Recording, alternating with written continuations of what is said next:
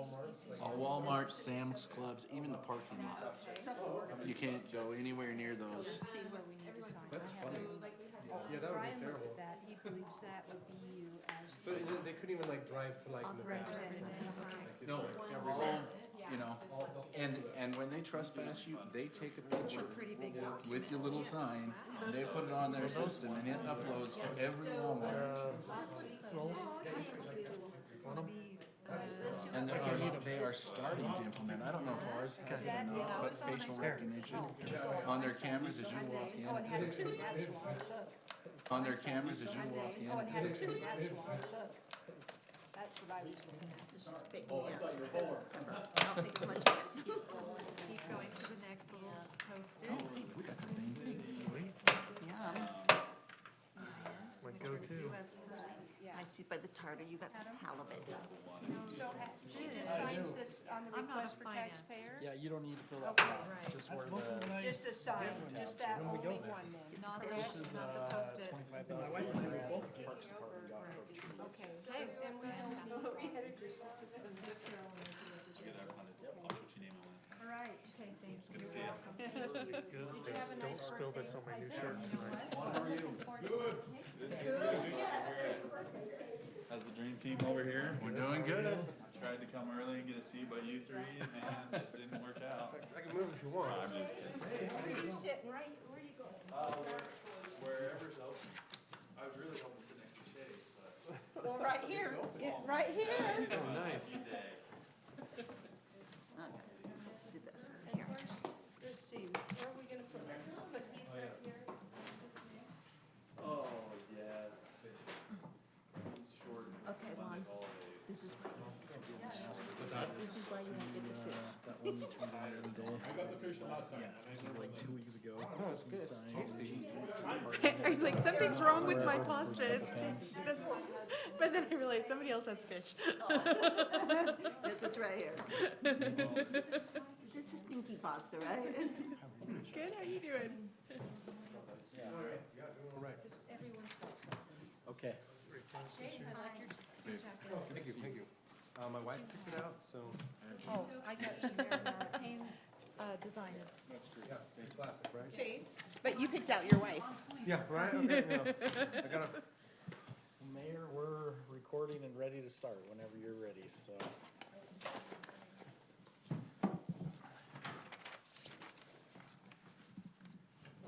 All right. All right, everyone, welcome to our work session for a budget kickoff meeting here today, Thursday, February 23rd, 2023, here in our council chambers. We will first have a call to order and roll call. And I will start here on my left, and we can work our way around the table. Mike Florence. Brian Haas. Jake Hoyt. Kristen Aaron. Randy Powell. Van Broderick. Juan Garrido. Carolyn Lundberg. And then also just want to make a special note, Councilmember Magleby already let us know that he had a conflict tonight, unable to make it.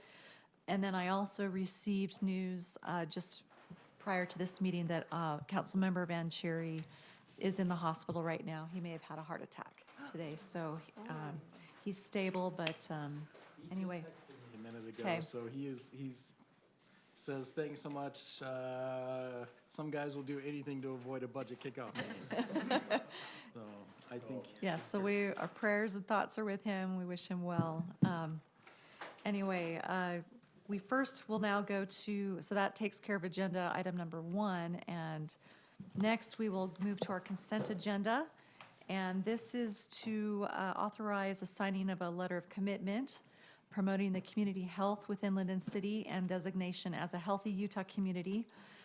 This is something that the Utah League of Cities and Towns makes available to cities throughout the state. And so there's an opportunity to apply for that designation. And with the Communities That Care initiative and among other things that Parks and Rec is doing, we felt like this would be a nice opportunity to obtain that designation from the league.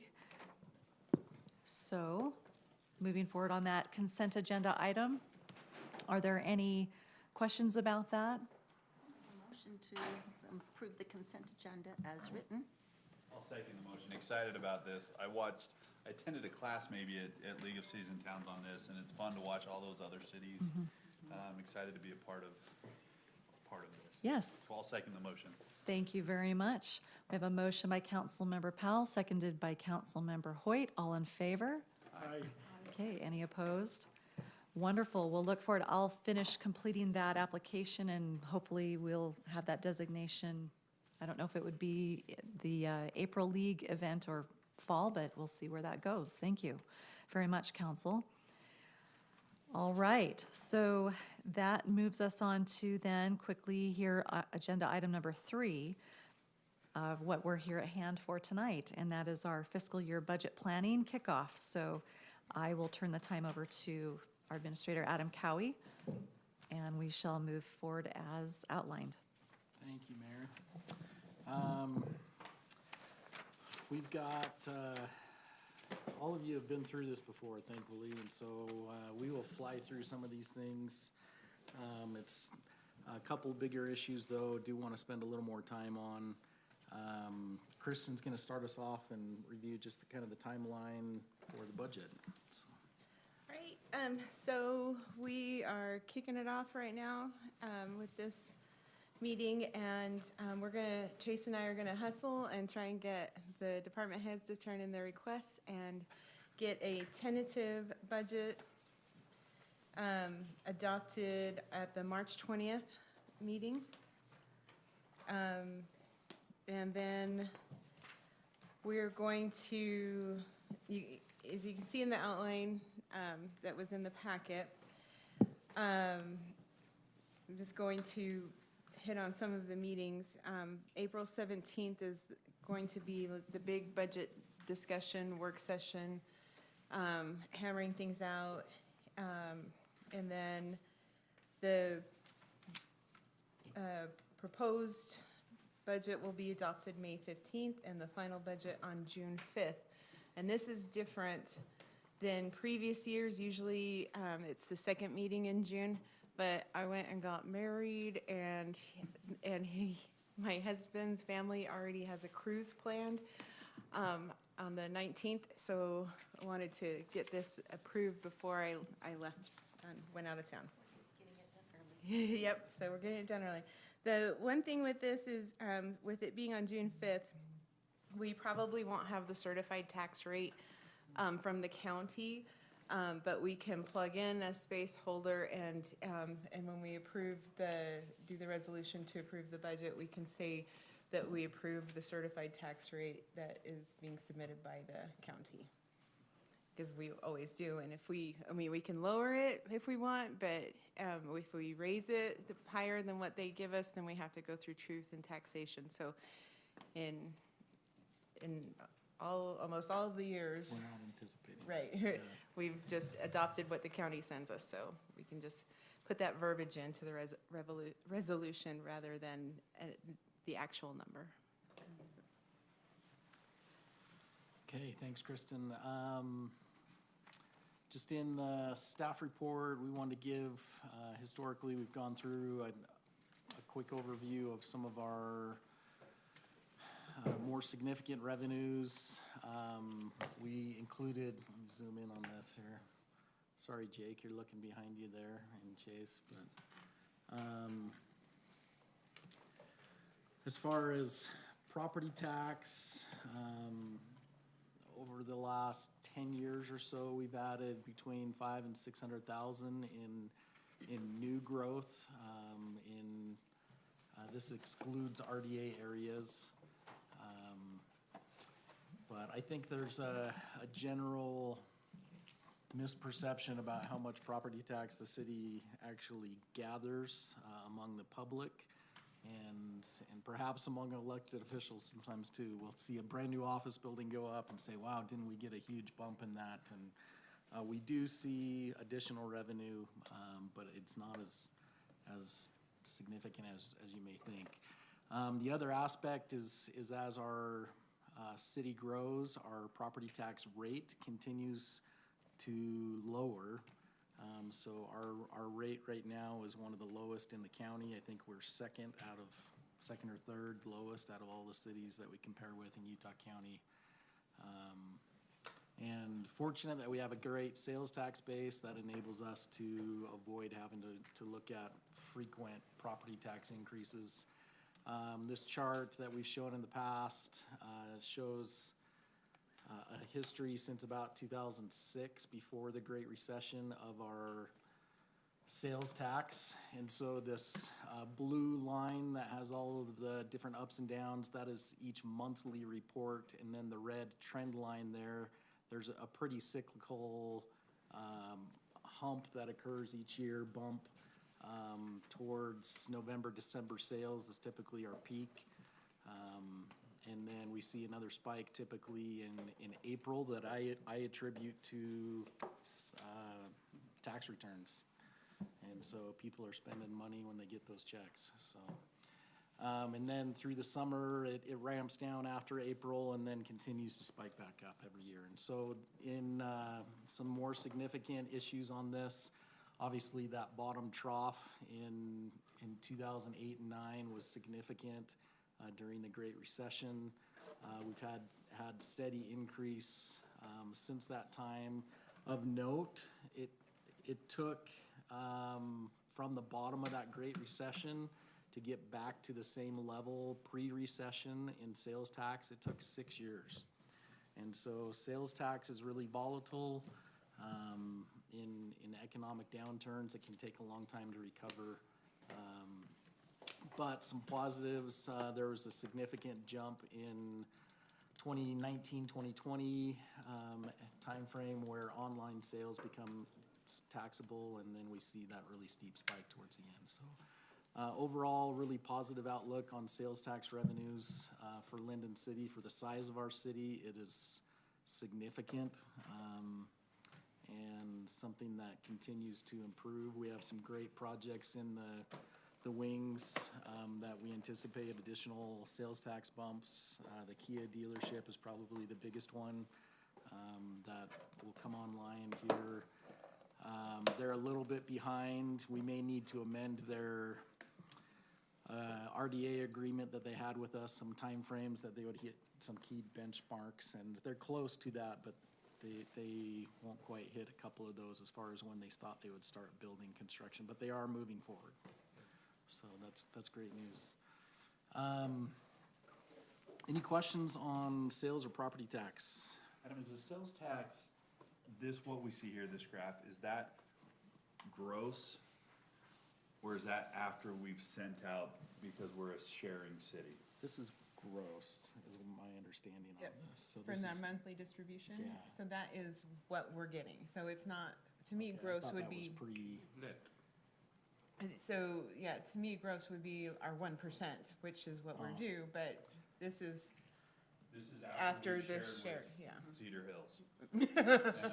in Highland, yeah. Okay, I thought you meant the state distribution, our 60%-ish. So, yeah. Make sure that, yeah. So, yeah, Are we so, on the so same Are page? we, I don't know if we're on the same So page. this graph right here is pre-sending money out or post-sending? So money the state gives us, after they do all of the calculations, State does it so, and kicks right, it out to us. yeah, And so we're not because actually of that, sending it's any net money of out. that money, Right, this is what we're getting. right. Had we not had to shift some of that out, these would be significantly this higher, would if not be- double, right? Not quite double. What is the amount that we're shifting, we're About sending, 65% of the 1% is what we're getting. what we're keeping? So interesting that you bring this up, because a few weeks ago, I asked Adam and Kristen, just hypothetically, what would our population potentially need to be to no longer be contributing or sending out? And I don't know if you feel good about me sharing those numbers, Kristen, because I understand it was just kind of like It's an approximate, yeah. approximate. So I said, what would it be if we retained? And she said approximately 32,000 to 35,000 residents for us to keep all of that, which isn't really feasible in our 8.5 square miles, but unless we were a different kind of a urban city. But anyway, So she said, I think it's safe to say Lindon will most likely always be an exporter of sales tax. But that isn't to say that as we add some of these significant players in that space, we'll still benefit, right? Right. Yeah. So it helps the big cities. Does. Yeah. If they don't have a large sales tax base. So if they have a huge population and a small, well, Eagle Mountain would be a good example. I don't even know their size now. I think they're in the tens of thousands though. I'm assuming they've gotta be pushing 40. Does anybody know? 40,000? And their sales tax is very small comparatively to their population. And so they're greatly benefiting from this kind of stuff. All those guys are coming to buy Lexuses and Hyundais from us, it's not like going. Kia. Yes. 49,000 is Eagle Mountain. Wow.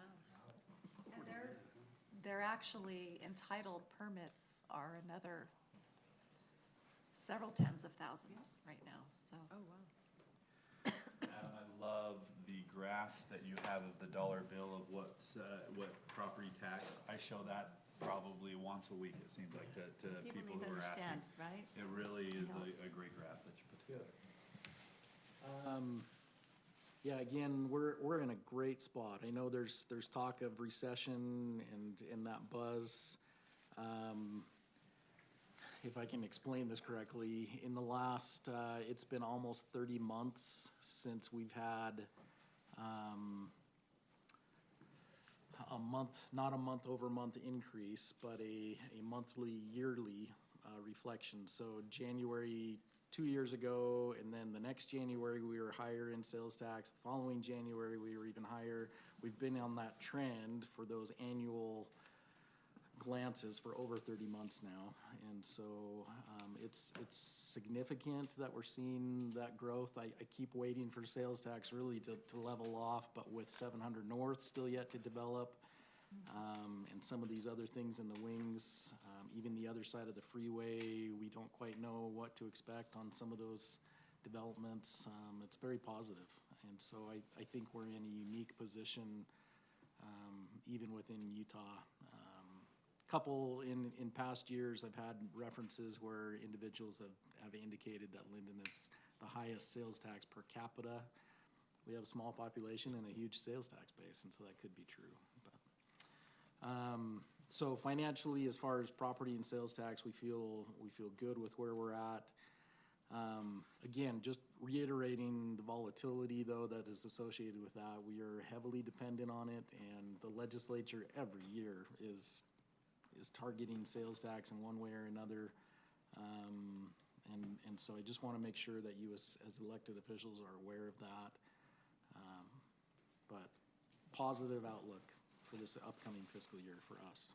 Is there any update on the sales tax on food? As On where far it's as at the in process? legislation? Yes, in legislature. It would go into effect till 25, even if it did, because it has to then go to the voters. It's passed out of committee. Paying attention there on that one. General elections. Utility rates. Juan, are you okay reviewing this? This is probably one of our biggest concerns going forward in the next few years, and Juan's gonna try to give a quick overview of where we're at, so. Packet I'm putting there, let's get past the streets plans. And then I have, the first picture that looks like this.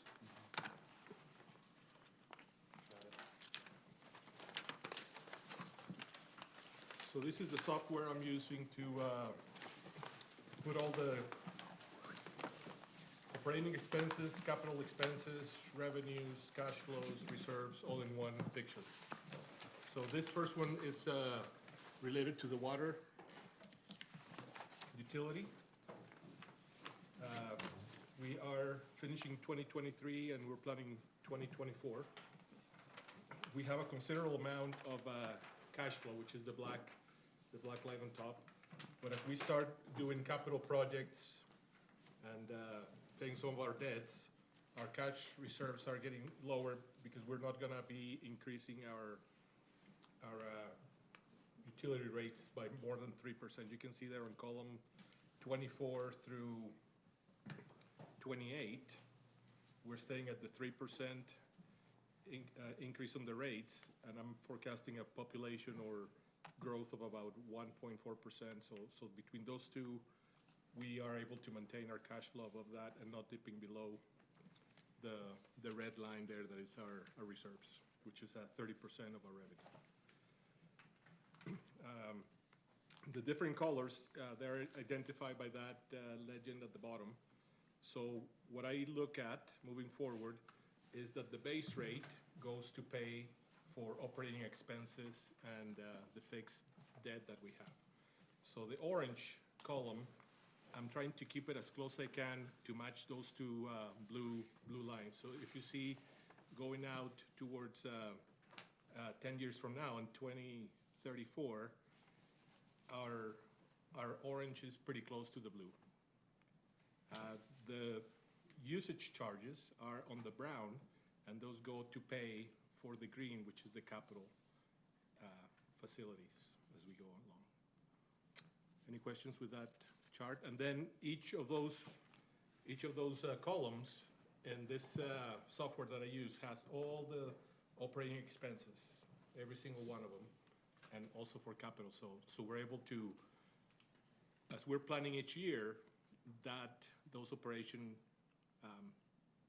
costs will vary a little bit. Daryl asked me a question a few months ago. He says, will there ever be a time when we're not proposing a rate increase with utilities? And the answer is no. The answer is no. We can slow it down towards year 2029. I dropped it down to a 2%, and then 2030, 2034, but that's really far out there. That just to make this graph work and not just show building up our cash reserves forever and ever, just kind of bringing it closer to all be working together is when I see that 1%. The capital improvements, Juan? Yeah. Are those financed or are those paid for out of cash flow So or reserves? this one's, the water department, I'm proposing just fund it as we go. Funding through the cash flow. The cash that we have flowing will pay for that. This document has all of our master plan projects included. This includes our water tanks, our future wells, everything. But it does not include a lot of existing pipe replacement. What I'm working on next is analyzing every single segment of pipe from valve to valve, when it got installed, what year, and then start making a replacement schedule based on the life remaining of that line. So I'm still working on that exercise to identify those pipes, and it's gonna take me a little while, but we're at least replacing the big one that is Canal Drive. We're almost done with the design and we're ready to send it out to bid. And then Canal Drive, if you look at this picture that I have of the first one, the one that is red is it was the very first page. That is all reconstruction of that road. So that is everything from 400 north all the way to almost 600 north, and then it does a few cul-de-sacs, and that road that has been settling for a while that we get a few complaints, Mayor. That's included there with that Yes, water line great. project. So on that page that we've just gone over, that's all water, That's just water, no, but it's all water, it's secondary and culinary, or just? secondary and culinary. Thank you for that clarification. Okay. The next graph is for sewer, and sewer is in a little worse shape. That one, we just got informed by Orem that they want to start rebuilding the whole plant on a 20-year project with a total cost of $160 million. Our part is 12% of that $160 million, and they're trying to do it in 4 phases, and you can see each one of those spikes represents that project.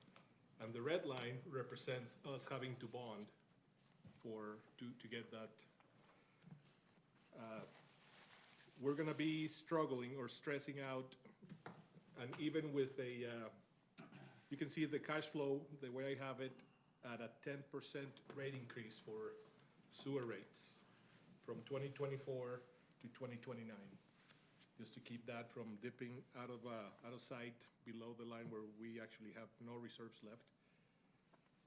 I'm still negotiating with Orem to see, okay, are you really going to do this entire 160 million? Because it actually replaces every digester, every pipe, every mixer, every pump that they have on that schedule.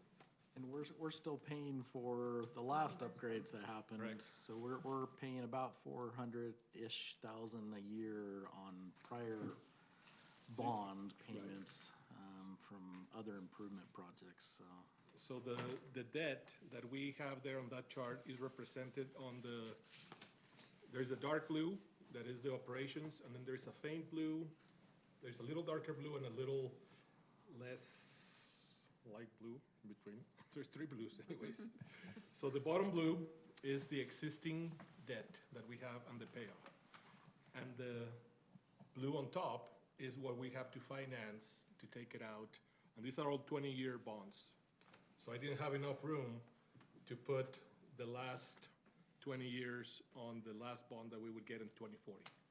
But the software that I have is really interesting. If you ever have the chance to come and visit me, I can run that. When do the last bonds retire? Kristen had a paper here. Jump to that really quick. Uh, The current one's in place or the new one's coming? Yeah, the sewer one goes to 2031. Yeah, if you have that handout, it looks like this, Kristen passed around. Yeah, the maturity dates are on this last column. So there's one that drops off in the next, So 2031. 31, 32, 33. yeah, 2031, so, yeah, we've still got 8, 9, 10 years They want us to on add those. to it. That one again. Well, some of these, I mean, these are projected out in that agenda, so they're looking at, there's a list right there that has The project. those dates, and they're each at about 10-year intervals, and so they're giving us heads up of, 5-year intervals. But by 2030, yeah, we will have already potentially assumed 2 of these, and so. Right. So Juan, this $160 million four-phase investment, I think when we chatted earlier and talking with Orem, we could jointly go after potentially some grant opportunities together on that, or? Yep, so we're always looking for the grants. There is that low-interest revolving fund that the state has at 1%, but that still needs to be repaid. Has the cap on it, doesn't it? The portion will be significantly. I think Provo actually Yeah, he has Lindon's. got about 60% of their project through that, Right, through that okay. program. So this is the pie in the sky to make that sewer plant almost brand new again, to have another 50, 70-year. Is the 160 just the capital outlay, or is it also calculating in interest cost? Just a capital outlay, we Okay. still have to, so they gave me this notice just about a month ago. So I just put it here on this chart, so this is worst-case scenario. We're still having to go in after, okay, dissecting that plan, because it's rebuilding the whole plant. Do we really need to have that expense at this time, type thing, so. Is there ever a scenario, and I'm sure you've thought through this, that we open our own, a smaller facility? Or is the economies of scale we get with going with Orem worth it? You know, the same way we've done with some other things, an attorney, or bring it in-house, bring it into Lindon. Probably not, I'm guessing, just the facility, No. the general cost would be too significant. Right. If you ever get a chance to walk or tour one of these facilities, I mean, they're in the hundreds of millions to set up, and all the EPA regulations, it's just, it's incredible. The overhead, so it's better to, College. I mean, more It's the only people one are going to a regional What the- he worked plant for quite a to long share the time. cost rather He only than did going sampling one day. independent. His dad Orem's got just upset. us and Orem. I'm gonna let you. Also, run. Orem and bad. Vineyard, part of Vineyard. So Vineyard has 2 flows, and that's another one that I'm investigating is, can we send some of our flow to Timpanogos? But we're still in a contract with Orem for the 1.6 million gallons a day treatment. But depending on the growth that we have, if we start to go higher density, that 1.6 million gallons that we were planning for growth might not be sufficient. So we have to be looking at potentially contracting with another facility, and we'll have to weigh the cost. So Timpanogos Special Services District, which is just really close to us, Juan and I spent the day there with them, and he was asking a lot of really great questions in that regard, and they're open, I think, to having another member city potentially, but they would have to calculate like a buy-in cost and Right. maybe take our west side. Yeah, because our sewer population. lanes go this way. We go towards Orem, and Vineyard goes towards Timpanogos, when we could have been going. Yeah. So- Does Orem include you in any of their discussion and planning? And decision-making is, what are we, did you say 12%? Do we at least get a 12% vote? No. They are kind of bound by regulations. For example, the next big one, that they have to spend this $12 million is for phosphorus removing because of Utah Lake. So our part of that is gonna be $1 million, financing a 5-year, they're gonna pay out of pocket, so they said, well, we don't want you to come up with the entire million right now, we'll let you pay 5 years at no interest. So, looking at the cash flow, I think we can swing that pretty easy. Would it be? 100% Yeah. no. Not 100% no, But it's but, pretty close. It's, they do coordinate with us. We've supported some grants going both Right. directions with them on us, and we've supported some things that they've been applying for the sewer plant. And one of these bonds actually that we're paying down right now, a number of years ago, it was interesting. Lindon actually qualified for a cheaper interest rate because of our population size. And so the bond was actually drawn down, and Lindon being the primary recipient of that, and then Orem benefited. So there's been mutual efforts over the years, but when they Just like as say. part of the process. Yeah, I Would it be mean. fair to say we're more like a customer than a board member? Correct. Yeah. but they justify, for example, every time they're gonna readjust the rate for the treatment, they say, okay, this is exactly what our costs were, and we're trying to keep it down, and we just say, we reviewed it, and we have to go along with it, because this is what you're doing with the majority share owner, so. So sewer is our biggest concern. Right. Right now, you project in the next several years a 10% increase in sewer Right. base So, and usage, so. correct. So the last page will kind of paint a better picture of where we're at with, compared to other municipalities. So let's go to that page right now, the very last one.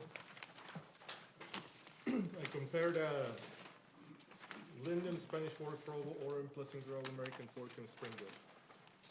On the sewer side, we are on an average monthly charges basing off the base rate, the cost per 1,000 gallons to treat, and a 6,000 gallon multiplier, which is pretty standard of what a household uses in a monthly basis.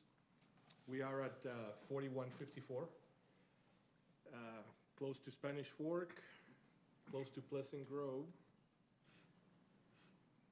close to American Fork. Springville, they have not done their expansion. When I was with them, I was working on the same thing that Orem is doing, either build a new plant or start a big project. So they're gonna see their rates, they're gonna have to spend about $12 million to get that plant up and running. Provo, on the other hand, they are already going through the new plant rebuild, and their current charges are $54.42. So they already went through that pain, and that's where they're at. Should we be concerned of what Orem's rates are, since we, Well, are customers? so what we're Is paying. that just due to size of? Right. Density. So what we're doing is, we have so many connections, right? And we have so much revenue. And then when Orem sends us their bill, we have to divide that bill by how many connections we have. Now, Orem, on the other hand, their bill is this much, but they have way many more connections, so their sewer rate will, to pay the same amount is considerably lower, so that's where the volume. So there's a critical mass factor. Yeah, it really is in the there. density issue, and you've got 8 or 10 units per block paying for the same thing that we have 4 or 5 units paying for, and so the household cost is more. But it's still an overall flow, isn't it? But it's, well, they would have a flow per unit. And to treat that flow, it's over a broader number of units, and so, I don't know if that makes sense, but. It's supposed to be, every person is supposed to produce the same amount of sewage, like 80 gallons per person, per household. But maybe they have more industry or more things that pay into it, but the rates, that's why they're considerably lower on their side. I don't know why, but that's where we're at. Stormwater, the average utility for all those cities is 1138. Our utility is at 1101. Our water, I want to point this, make a special, we are the most expensive water in the county, or between these people. The average is $26.25. We're at $39. But after you combine the water and the irrigation fees, based on our $15 average that we've been paying for the past, since 1993, you add those, the average bill is $68.19, and our combined is $54.12. That is where our water rate is subsidizing the secondary rate. And at the end of the day, you can see that we are way below the average. If like Orem is charging to use culinary water, Provo is, and we're not that far off from the people that already have meters. We're still kind of the cheaper water. At the end of the day, when we add all those totals, the average utility rate, $120, we're at $106. Just barely a few dollars more than Orem by the time you compare the entire water, sewer, and all the utilities provided. That's why we're still very competitive, but our sewer rates, right there, we have, after we go through those 10% increases, we're gonna be closer to that $54, $55 at the end of the 5-year period. That make sense? Coming back one page is the stormwater utility. This is the ugly duckling that nobody wants to talk about it, but we still have to keep it going. This one is not that bad of a shape. We're proposing a 2% increase, kind of flat, moving forward. But then I do want to propose bonding. This is more, I'll bring you more information. And once we finish our dreaded master plan, I'm thinking about $8 million worth of projects just to get them all done in 2025. But then you can see our cash flow lines, our revenue lines stay pretty flat. And I think it supports itself very well with a minimum rate increase.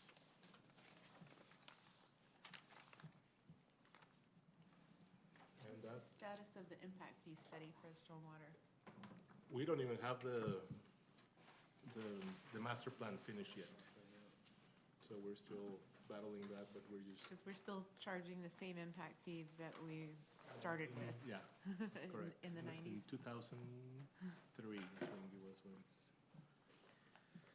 that is correct. So that is what I have for you.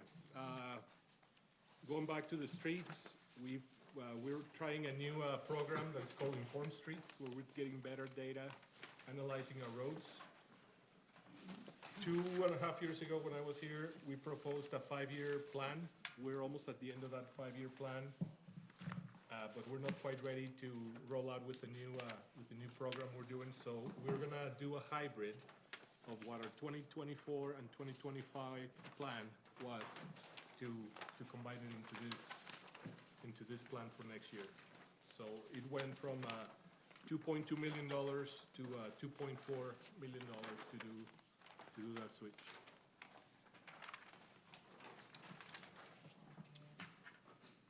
Just while we're talking on roads, we're kind of bouncing them around a little bit, but Brian, could you give us a quick update on Yeah. transportation utility fee court case? Today, the Supreme Court ruled that PG's transportation utility fee was appropriate and allowed under the state law. But they did remand it back. They found that it was authorized. They have, under the statute, under our general powers, we can enact that utility. They found that it is a utility, not a tax. That was kind of the basis of the argument by the plaintiffs, that this was a tax. Supreme Court said, no, this is a utility fee designed specifically for a use, and it funds the use. But the court did remand the case back to the district court because the district court didn't make any finding of whether or not the utility fee that PG set up was reasonable. I mean, it just didn't address it. But then the court laid out what constitutes a reasonable fee. I'm pretty confident they'll win on the remand too. So that's something that's out there, big case. There are lots of cities out there who didn't get sued, who have their transportation utility fee. And this just makes it clear that that is something that can be, it's a tool that municipalities have, as long as the utility fee is reasonable. And basically, you're not generating tons of excess revenue. That's what the reasonable standard analysis will be. So there's a tool if we need it. But I think we probably want to wait just a little bit for, before we look into that. I don't even know, that's a policy decision for sure. But we need to watch and see if there's any follow-up on what constitutes a reasonable transportation utility fee. So. Thank you. Yeah, again, not something we're proposing in the near future, but we've talked about it in the past and wanted to give you that update, so. Just came down, so. Which court was it? The Utah Supreme Court. Utah. Yeah. So. And that's all I have. Anything else you want me to elaborate on? Not at this time. I think we'll jump on to just other larger revenue sources. Park tax. This year, we're projecting $945,000, a huge amount, and that's significant amounts are going to offset the aquatic center and the community center expenses, and so thankfully that's increased proportionally with our sales tax revenues. But yeah, there I have listed, it's about $475,000 is supplementing aquatics, community center, and vet hall. And so just an FYI, those are, if the park tax doesn't get renewed, that would be a significant change in how we address some of these things. And so This year's election cycle. yeah, in fact, let's just jump to that on the agenda. If you go to number 5 on that second page. So just a couple things on the 2023 elections. So we, in the budget this year, will include approximately $15,000 based on prior years for contracting with Utah County to have them handle that mail-in ballots and the election process as far as handling the ballots themselves. The park tax, this ends in 2024, and so it has to go on the ballot this year. I was actually gonna look for just a head nod from you as elected officials. Is there general interest to pursue putting this on the ballot again? Is that more than a headline?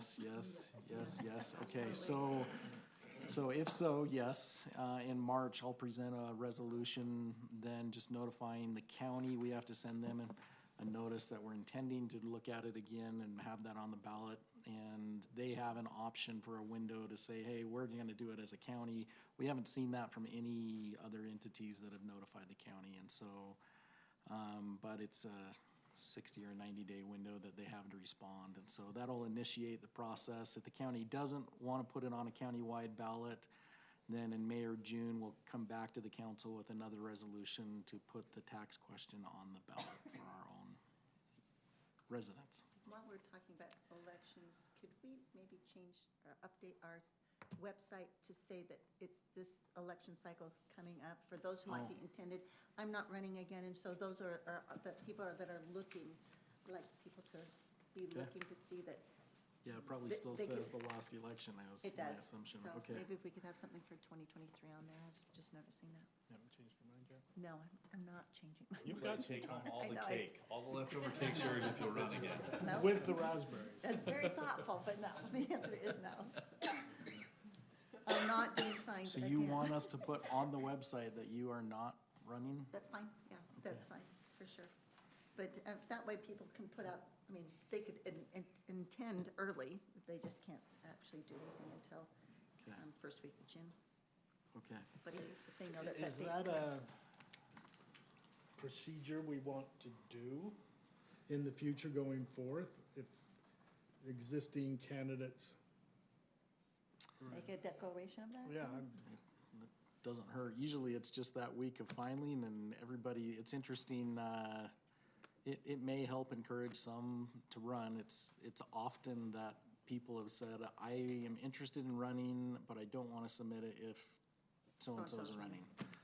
I'm just trying to think through, if somebody hasn't decided, somebody decides at the last moment. And I think all of that's okay, in my opinion, but I don't know. Yeah. So it's Daryl's seat, Randy's, and Mike Mancheri's. The filing date is June 1st to June 7th, so it's just that 1 week.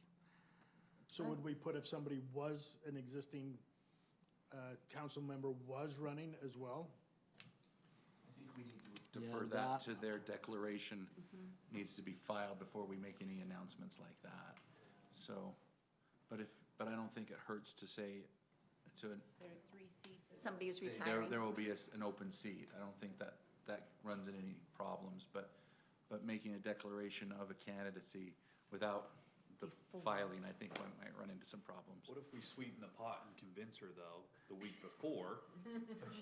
And we've advertised that she wasn't going to, Yeah, that's a and good she point. decides to run. This is all hypothetical. We threw in the fruit juice. Now she's in. Yeah, that's a good point. I think That maybe means it's, someone would have grounds to It probably say. would make me feel better not to put that on. Whatever on the you want. I mean, I website. can declare it on my own personal Right. Yeah, that Facebook would be page if I great. want, but that's probably the most whatever you appropriate want to way to do, do but it. I think it's just important for people to understand that's coming up and they need to look at that. Yeah. 2023 there will be. Yes, be 3 seats that are open. Very generic is fine. Okay. Yeah, just trying to think through all possible Yeah. scenarios. that- Well, I'm and okay so with either, a but- couple things with the park tax, and given that it's an election year with seats open, those can sometimes go counter to each other. And so, as far as a new tax or a renewal of a tax and somebody running for a seat, and so, just a heads up, you as elected officials can promote and support the park tax. You just can't miss a at city. yeah. all costs as long as it's not the city's cost. And so we can't use city letterhead for you to do that, can't use your city emails, anything that's related to Lindon City and our costs to support the park tax. Such an important thing to get out. That being said, we would like to see a community swell to help support that. And I think that's been a benefit in other communities, and so, Mayor and I have talked a little bit about, how she might be able to help garner some support there. You know, he's planning on plastering some posters and banners on everything that's received park tax funding here all over the city, and we'll have, a little more heavy support on social media and things of, Providing the data, if we could gather, where the purchases are we getting out of city purchasers a certain percentage? I think you had that data point the last Yeah. time. That was really helpful. yeah. And then also, just a brag list of, here's what amenities and things have come to the community, through the park tax and that we've So all we can enjoyed. publish facts, we just can't Exactly. promote or support or oppose a ballot measure, so, encourage yeah. voters to accept, support. Anything else on that? Okay. Would we be looking to have that be another 10-year? duration? That's what the statute allows is tenure, and so you have to renew again if that came up, so. I don't know of any entity that's actually done more than 2, does anybody else? We were one of the first ones that were out there, right? Weren't we the Yeah, second I'm one? not sure. Care tax was in place before ours. Orem, so are they in their third? Yeah, And they're they in there. just They were only like the re-upped second it. one, maybe the Yeah. third. And there was one, I don't remember which city it was, but there was one who adopted it before it was 10 years. They had to do it when it was. American Fork vowed for 7 years. For 7. That's right, And that that's was a right. choice, and the first care tax was for 7. Right, that's what it was. So But we've gone to 10 ever since. Is there a feeling how the population responds to a 7-year versus a 10-year? I talked to the folks at American Fork, and I think they were kicking themselves when I said ours was 10. Just seemed like it came fast. I have not heard anything from a resident other than, to be honest with you, support. I think that first cycle through, everybody was a little bit iffy. Are the citizens gonna like it? Because you came the year that you gentlemen first ran. And, I think we were a little nervous about it, but very confident about it at the same time. Because we were the first tenure out there that I remember, or maybe Orem was, but it felt good to do it, so. 65, 35 or so? It was about, Yeah, I it wanna was- say I it was think it was 64, 66%. 65, yeah, I that have sounds that right. number. I think it was 66% voted for. Which is, Spectator I of the think, really Spring good for just something passed like it a this tax. last election, and their park tax passed, but a bond for, I think it was a rec Rec center, center. failed, so I thought it Have was a there been bad choice to any bring them park both taxes together. that have But it failed? didn't, Well, let's see, there cities. was one. American Fork, yeah. Did they have their original try? Yeah. I think Cedar Hills lost maybe a retry, but they did it, they were in political turmoil, I can't remember. That'll tell you, that'll answer the question. There have been a couple, but I haven't sensed that in Lindon, that there's an upheaval. Have Yeah, you? no, I haven't either. I talked to, Mark Clement, and the school district bond, Lindon, he had a breakdown by city, and Lindon specifically voted against it, which surprised me. That didn't pass, district-wide. And, talking with him about the reasons and momentum and timing when it comes to these types of things, and, we just gotta be careful and make sure we hit the right timing and the right momentum, and We have some hopefully good we're not heading champions. into a recession where a tax, yeah, so anyways, just something to think about. I haven't sensed that at all. What I love is that we can tout that it comes from not just Lindon residents, that we have such a heavy, high, great sales tax basis, that then it spreads that out, and I think our Is that residents will. 85%? It was in the 80s from what I recall. So Hopefully we we'll get a run good that number calculation there. again, and, Because that's a great point. Yeah, they need to know that it's spread out across And the country. that they're paying it in the other cities anyway. yeah, that's You're the paying. new thing, is since we've adopted it, there's 3 or 4 new cities They're that really have it, so. ubiquitous now. I don't see it Anywhere in having a Salt Lake huge County. impact. And then, Sales tax. And I think Alpine School District, quite frankly, asked for too much. It was too big of a number. And we Well, were the so bond close to didn't Orem. spell out with all the much coming spillover. back our way at the time On either. their bond. Yeah, I think we had some, There, an where they education. were at, had a lot to do with momentum as well. so Saratoga Springs, their park tax passed 54 to 46. But their bond for the rec center was defeated Killed, didn't they? 69 Yeah. to 30, yeah, so. Interesting. Well, get us the talking points. I mean, I think you'll find nothing but support from council members to kind of be the champions of it outside of our. And other things, but I'll run on this one. The mini grant that? program has been great because all 3 PTAs, which especially Lindon Elementary PTA, has been a recipient for 8 years. That PTA is all over championing this, and she came and got another banner from me and more stickers for she says we'll set out the ukulele set, and they all have park tax stickers on it in their arts night, so they'll be good. I don't think there's anybody negative there, so hopefully we can. Oh, that's positive. That parent-teacher night, they have it, the park tax plastered everywhere in the music classes. I mean, that's as good at advertising as anything. Since we're talking about Alpine School District, I did get a text today from the superintendent. they are gonna have on their agenda on February 28th,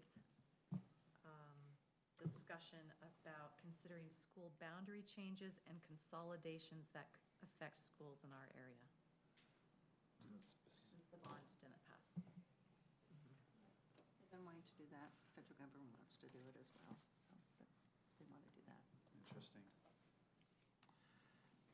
Okay, we are gonna jump to number 3 then, back to 3. Just FYI on some savings that we anticipate in this current fiscal year. The building inspector position we've left open, and we expect we'll fill that at some point. We're waiting our new building official starts the first week in March, and we wanna have him on board and then see how the economy goes here for the next couple of months. But we expect we will fill that at some point.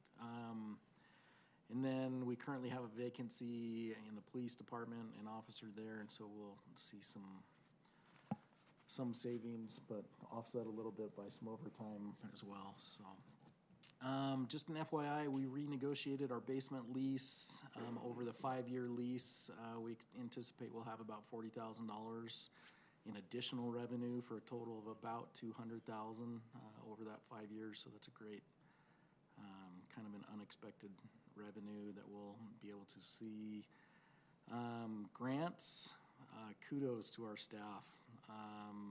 Public Works, Parks, Police, Emergency Management, Senior Center, Finance, everybody's been involved.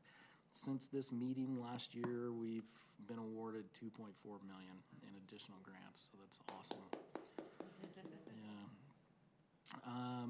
And there's just all sorts of things that are going on. Lots of irons in the fire with grants, so.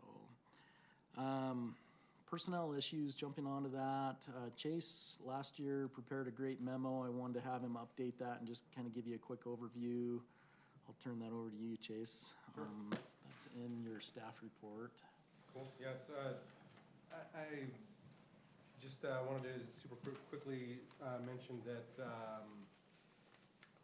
it's essentially the same memo as last year, just moved up from 2017 to 2018, and including fiscal year 2022. It looks like, so the year-over-year percentage change in operating revenues a little bit volatile, but the year-over-year personnel change is actually fairly steady. But if you just take a look at that graph, it shows at the very bottom of the first page, it shows the operating revenues versus the personnel costs over the last 5 years. And you can see that the personnel costs, while increasing, are increasing at a fairly low rate in comparison to our operating costs, or excuse me, operating revenues, excuse me. And then I included this year a graph that I just looked at from since it's the same graph, but the time frames expanded out from instead of just the last 5 years, it goes from fiscal year 2005 to fiscal year 2022. And you can see that we're really kind of starting to hockey puck there with the revenue, but again, the personnel costs stay fairly flat in comparison. So those are just kind of the two things that I wanted to point out. I'm happy to answer any questions or concerns if you have them. Just as a note, on that second page, there's a little bump between 2008 and 2009. That is when we added the full-time police department, and then that same couple of fiscal years, we built the aquatic center and added all those lifeguards and pool people, and we hired a full-time Parks and Rec employee, a director that year, and so that's what that more aggressive bump was in those couple of fiscal years, in the worst economic years that we had, so. What's that? Are we gutsy or what? The planning for that was taking place as the revenue was going up, and then if we implement it. Yeah. Thank you, Chase. We felt like this was a helpful thing to continue doing and looking at every year, just to see how we're doing, so. A couple things, we want to go through some personnel issues. Our court clerk, Kathy Mosman's indicated potential retirement sometime in the next year or two. Could be sooner, could be a little later. As part of that, our court clerk, Brittany Laidler, has expressed some interest in that position, and her job has a lot of similarities as the court clerk, as far as taking minutes and assisting in those proceedings. And I will be presenting to you as part of the budget to reclassify her position as both court clerk and an assistant to the city recorder to help her have an avenue to get trained on there. And so if we could fill that position without a hiccup, and then we have somebody here that can help train the next court clerk, we feel like that would be a great benefit. And Brittany, I think, is vested in Lindon. She would be here for the long term and would do a great job for us, so. She does a great job as the court clerk, and, yeah, she, Does a fabulous job with our youth council, and she's just been a great resource for us all around. That will be good for Kathy to have backup too. Police department, we're kind of jumping all over on that. Do you want to give a quick overview on potential new officer in the next 12 or 18 months? So the reason we put this on here is I'm looking at strategic planning moving forward, along with our current status as a department as a whole. Currently, we have 2 sergeants that oversee 2 teams. Each team has 4 guys plus the sergeant, so we have a 2-man minimum to cover the city. When we have light duty, we're short an officer. We've been short an officer for the past couple years due to various issues, whether it's light duty, vacation, training, trying to find replacements. Those sergeants now fill shifts and take calls. So supervisory level is a concern of mine for staffing, especially if we're not able to recruit more experienced officers. Right now, we have a pretty good level of experienced officers in the department. So supervision throughout the entire shift is not as concerning. However, as we're unable to attract these experienced officers due to a lot of wage issues that are going on throughout law enforcement as a whole, we're attracting less experienced officers, which require more supervision. To have an officer up and running and confident, it takes a year, where we're very comfortable with them being out and doing their own thing.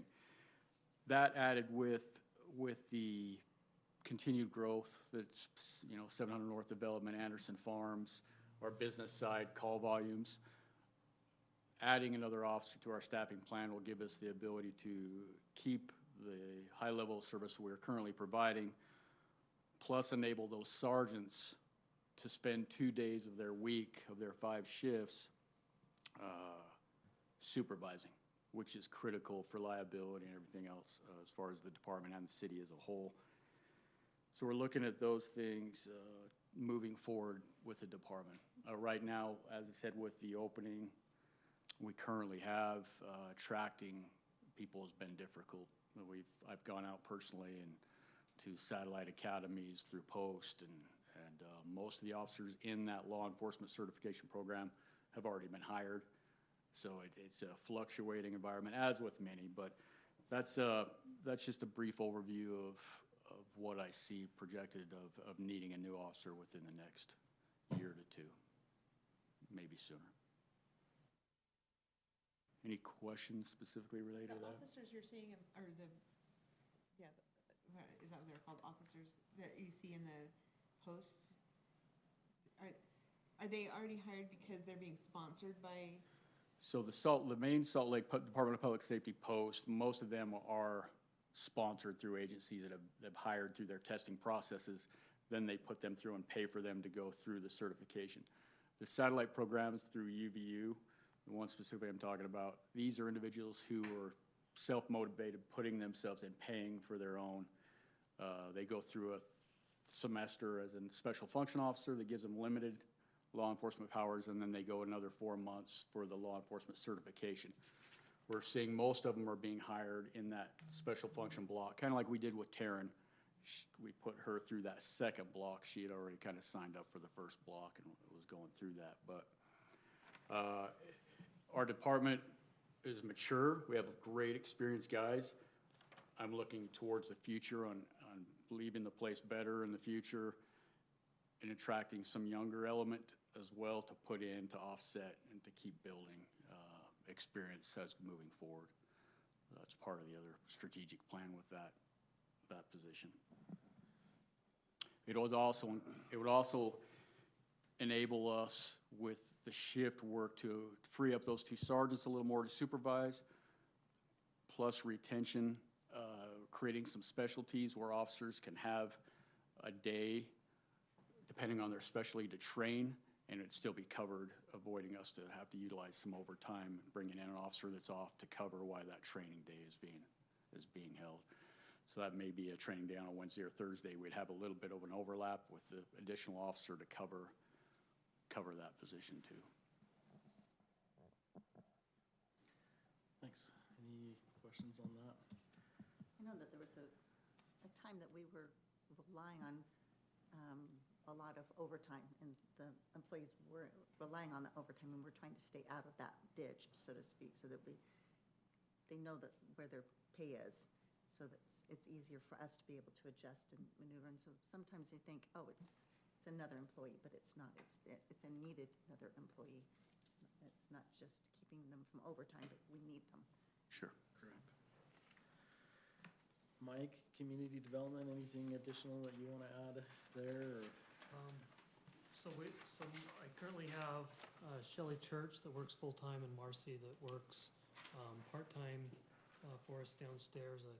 When Donna left, we gave Marcy she was already working with building inspections and everything, and then we also gave her business licensing, and she's feeling a little overwhelmed getting everything done just in the 4 to 5 hours she works a day. And so I've just been meeting with her to understand her position more and seeing what isn't getting accomplished, and we may want to talk to you in the future about her possibly going full-time. We'll continue to keep evaluating that. And so, any questions on those position issues? Merit and COLA, for merit, we've adopted that 12-step pay plan. We anticipate that will be carried forward here in this next budget year. COLA, there's a lot of inflationary pressure right now. We're seeing it in various different sectors, a lot of different agencies moving all over the place, trying to keep and retain, but also attract employees. And so I know the mayor sent out an email to you with a lot of different information. Tonight, we didn't want to get too far into that discussion. We've actually, as we started looking at some of our wage ranges, we did a study last year, and I believe it was in March, brought forward some recommendations for changes. Even some of those where we felt like we were caught up and in the right spot, we're far enough behind the market point that we would need to make some adjustments this year. So I anticipate with COLA that we'll likely have a mix of some targeted wage range adjustments with some sort of COLA worked into that. And so we're still working through some of those numbers. We'll bring that to you hopefully in the next couple of meetings. That being said, we did have a question Kristen was looking for some guidance on. In the past, we have specifically tried to focus on, sorry Jake, I'm looking past you right there, on the COLA has been not identical, but we've relied upon some historical data. This column on the right, we sent this to you just this afternoon, so if you haven't reviewed that, that's okay. This column on the right is the actual COLA that's been approved each year in Lindon. Some data points that we've used in the past have been the U.S. Consumer Price Index, and we have traditionally looked at a 12-month average between March and February on that CPI as one of the primary basis. But we also look at the Western CPI, Social Security, and then we're always comparing with other cities and entities to kind of see where they're at. That March to February traditional 12-month average that we've looked at is a bit of a challenge with the timing of this meeting. We don't have that last month or two, and it would be helpful, I think, in this meeting if we had a 12-month average that we could bring forward something to discuss at this meeting instead of saying we think we'll have it in a couple months, but is that clear enough? Is there, we could go a couple directions. We could continue with this current process that we've had. And again, this doesn't mean that 12-month average is what we've adopted. You can see there's a difference between that column and this one on the right, but several years it was the same, 1.5, 2.1, 1.4s, 1.9. So for several years it was what was approved, but we could either take a later window as far as that specific metric. We could do a calendar year. The calendar year on the CPI is the one on the left. Is there any preference, or is what we've done in the past okay? It's hard, it's just been so volatile. It Everything is. out there has been It so is extra volatile, challenging. and I know when we did 22, we settled at a certain price, and we went a little higher than what the Social Security COLA was, as I'm seeing there. We went 6 Right. instead of 5.9, but it's 8.7. Where are we going this time? Is I know the crystal ball that we're all looking for, but how do we make sure we attract and keep those who are in our midst, so that we deliver that quality of service? So it's just, I guess it's just the time frame you're looking for, what we're looking at, so. But that's a huge jump, that 8.7, so. It is. Well, really, right now, what you're looking for is what metric would we like to include? Right, in- calendar in the year, if future. specifically with the US CPI, is calendar year acceptable? That would mean December would have been our last month. The thing that makes me feel uncomfortable is we're not adopting our budget for 6 months after the fact, and so we're setting a number that's already out of date, and so, That's the hard thing. But you'd like to have the same rolling 12 consistency, is basically I Kristen think that's Gravener? been helpful so that we can have something to reference every year that, And a lot of times when we contact other cities and ask what, what they're using, what they're looking at, and they're looking at it, calendar year CPI, a lot of people, I mean, that's the one that's really, put out there. And we're not looking December to December, we're looking at the whole 12 months, the changes averaged out. Right, So that, between- makes it a little less volatile, so. I just think that part of this problem is the big jump that we had, was it? a little In over a year? January, yeah. January last year. And so how are we going to do that, being that it's so different than what we've done before? And I agree with you, do we do that, adopt that, but we don't actually adopt it till for 6 months later. But it is hard to know then where to look for that data if we're not doing it with the CPI, the COLA and the CPI that we are getting nationally. does having a number by this February-ish kickoff meeting mean a lot for you? Maybe it's, I think we look at lots of data points. we do. We've never been set on anything. We use them all to try to come up with the best plan. So information as you have it is great, and as more information comes, Are you manually calculating the US CPI March through February? You could essentially just shift that 2 months back. You're the one calculating Yeah, that, I take the right? actual index and I'm just have my own spreadsheet that I'm plugging that index into, and then I can look at different periods. I'd love to have, I think the most up-to-date information, I'd like it in this meeting. I think that'd be good. I think the sooner's better than later. And so, if we were to look at February to January US CPI, and we have at least that data point, one of many, like Van said. Okay. And it said, here's this, that's kind of what we've decided to look at. I don't know. I mean, and they're all pretty similar, but we have many meetings Yeah, in this process, so new data can come in. yeah, okay. I like it that we're trying to do a little sooner. I feel like it's less arbitrary.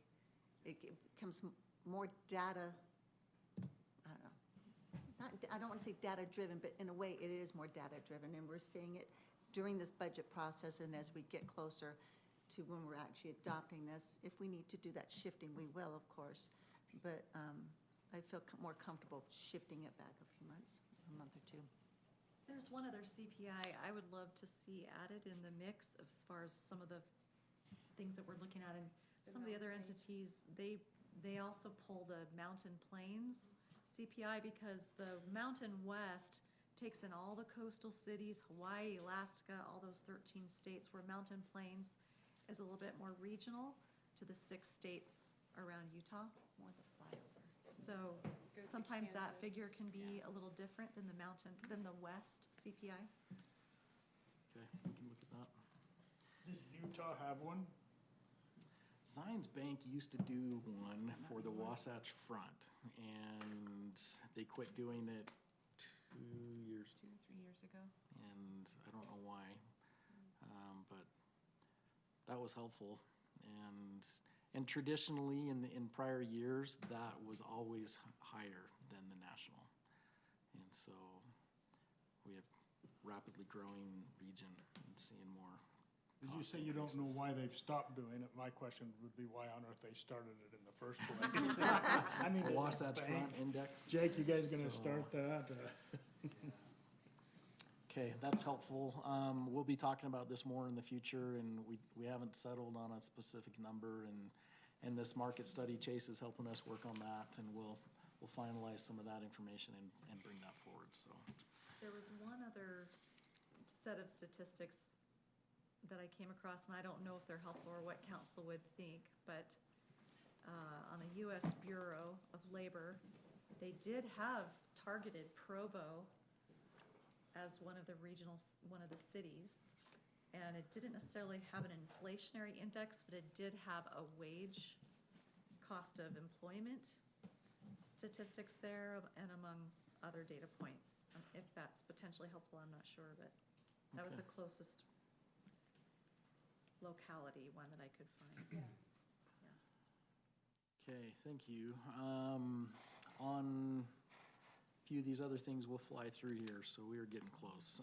Health and dental, it's still to be determined. We haven't gotten our information back from our insurance consultants. Traditionally, it's been a 5 to 7% increase almost every single year to maintain a similar benefit level. Do you ever tell them, hey, you want it by this meeting type of a thing, or do they have kind of their, They when No. they like to have it out? I haven't ever asked for it to be ready by this meeting. It seems like it's, They can't, because they can't give us quotes more than 90 days from when we'll start. 90 There days you from go. June Question 30th. answered. okay. Let's see, so we talked about 5 already, let's jump to 6, and a lot of this is just FYI, these are department requests that have come forward, and we're continuing to plug these into the budget, and so this is, I'm not gonna call it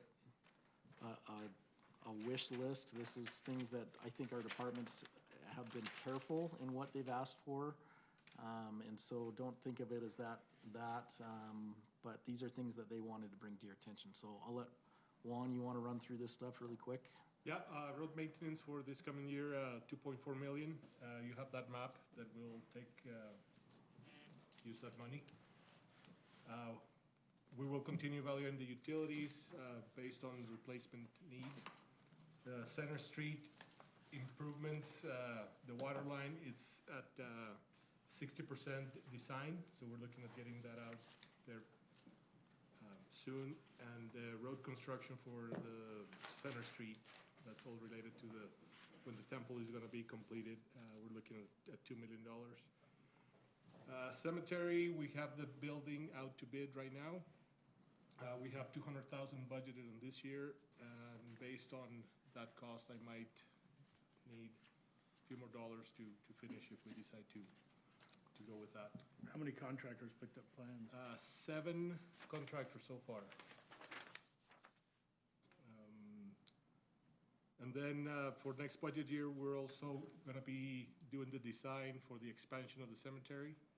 And and that fee is about $40,000, and then we'll get a better idea of how much we'll need for the following year. Ever since we did that rate adjustment on the plots, doing the same for residents and non-residents, our sales have leveled. I mean, they only buy as they're needed, so we saw that a lot of non-residents were coming to buy our plots. So we're able to prolong. Who do you contact to buy one? Denise. Okay, I got that right last night. Yeah. Yeah. I wouldn't have said that had I not been correct. Yeah. Let's see, enterprise funds, we have that, we're looking at going out to bid for a redundant well for well number 4 for $3 million, hoping to get another 2,500 to 3,000 gallons per minute. So we are not just crossing our fingers every summer that that well will stay operational, even though we just rebuild it. And then just a few parts for different motors. Every motor that we have in those wells and sewer lift stations are pretty pricey, so we're asking for $200,000 for that Zone 3 200 horse motor. Does that do zone 3 in well 1 and the Yeah. spare, all, No, 200K does all three of So those? for 3 of those, each motor is about $75,000. And these are all things that you're gonna sit on the shelf and wait for something to go wrong, right? When we get a new one, the old one, we rebuild, we mothball it and put it as a spare. Good. We have a spare motor for well number 4 now, spare motor for well number 1, so we are looking good there. Let's see, we talked about the sewer cash flow.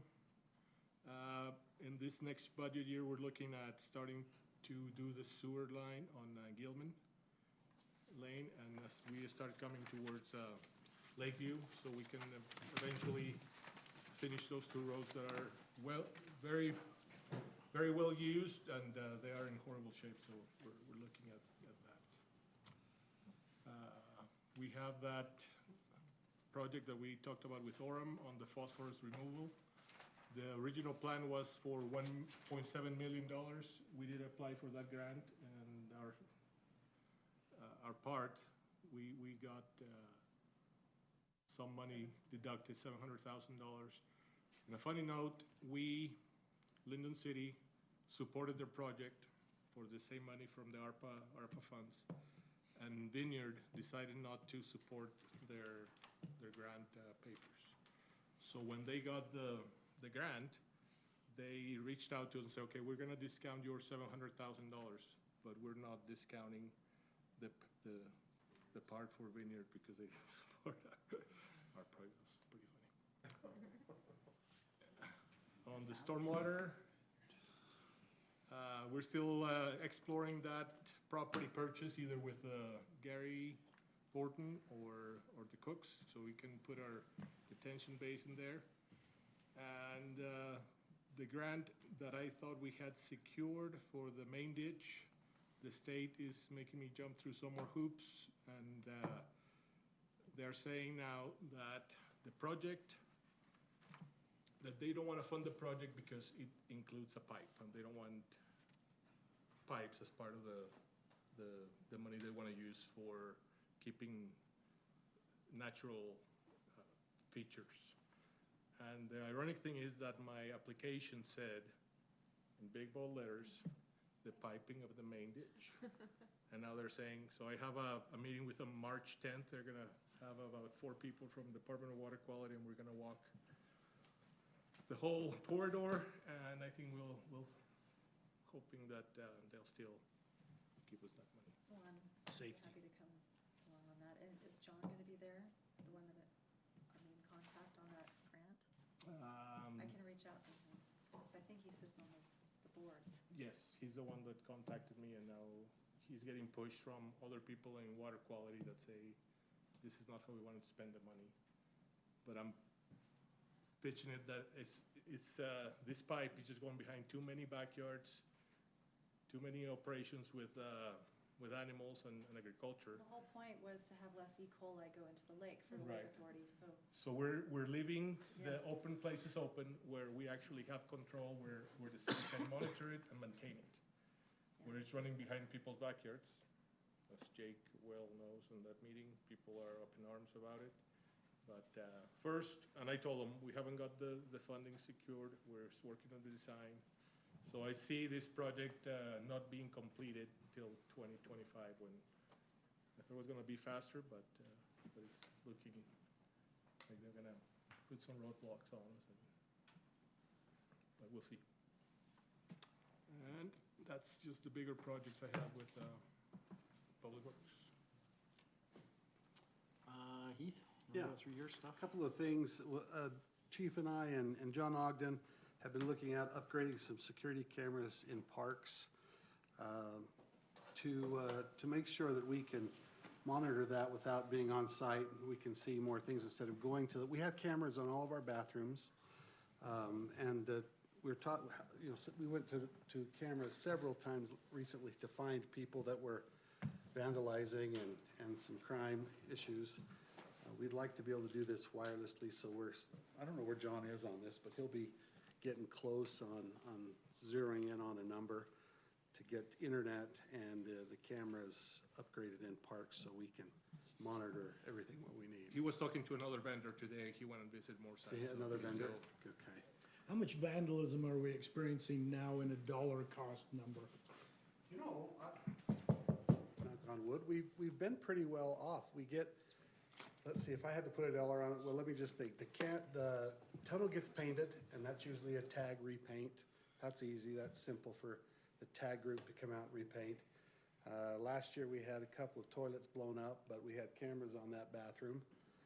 And I think Orlando had those guys figured in about 2 hours, but probably within reason in all of my facilities, I wouldn't say it's more than 10,000 a year, to be honest with you. I guess part of my question in that is, cameras, you just bought 10 years of rehabilitation already. I think part of our discussion has been not just the vandalism aspect, but the crime aspect that may be associated and happening in those parks. And so, Yeah, I can piggyback a little bit off of that. You had some four-wheelers on grass. The one recent vandalism, the cameras weren't sufficient enough to get a clear image of the individuals or the car. You could see it was a white passenger car, but nothing clear to really signify that.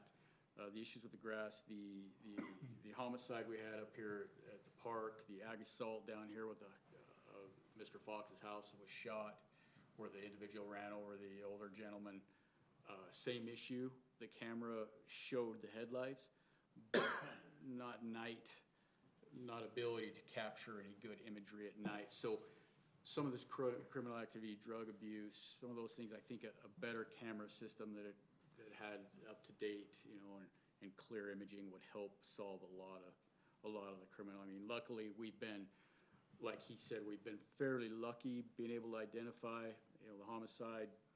If we had some great leads pretty quick, but without those and the hard work, it could have been a long drawn-out process.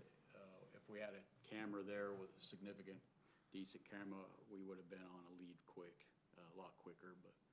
But those are some of the other avenues of this system that I think are important citywide.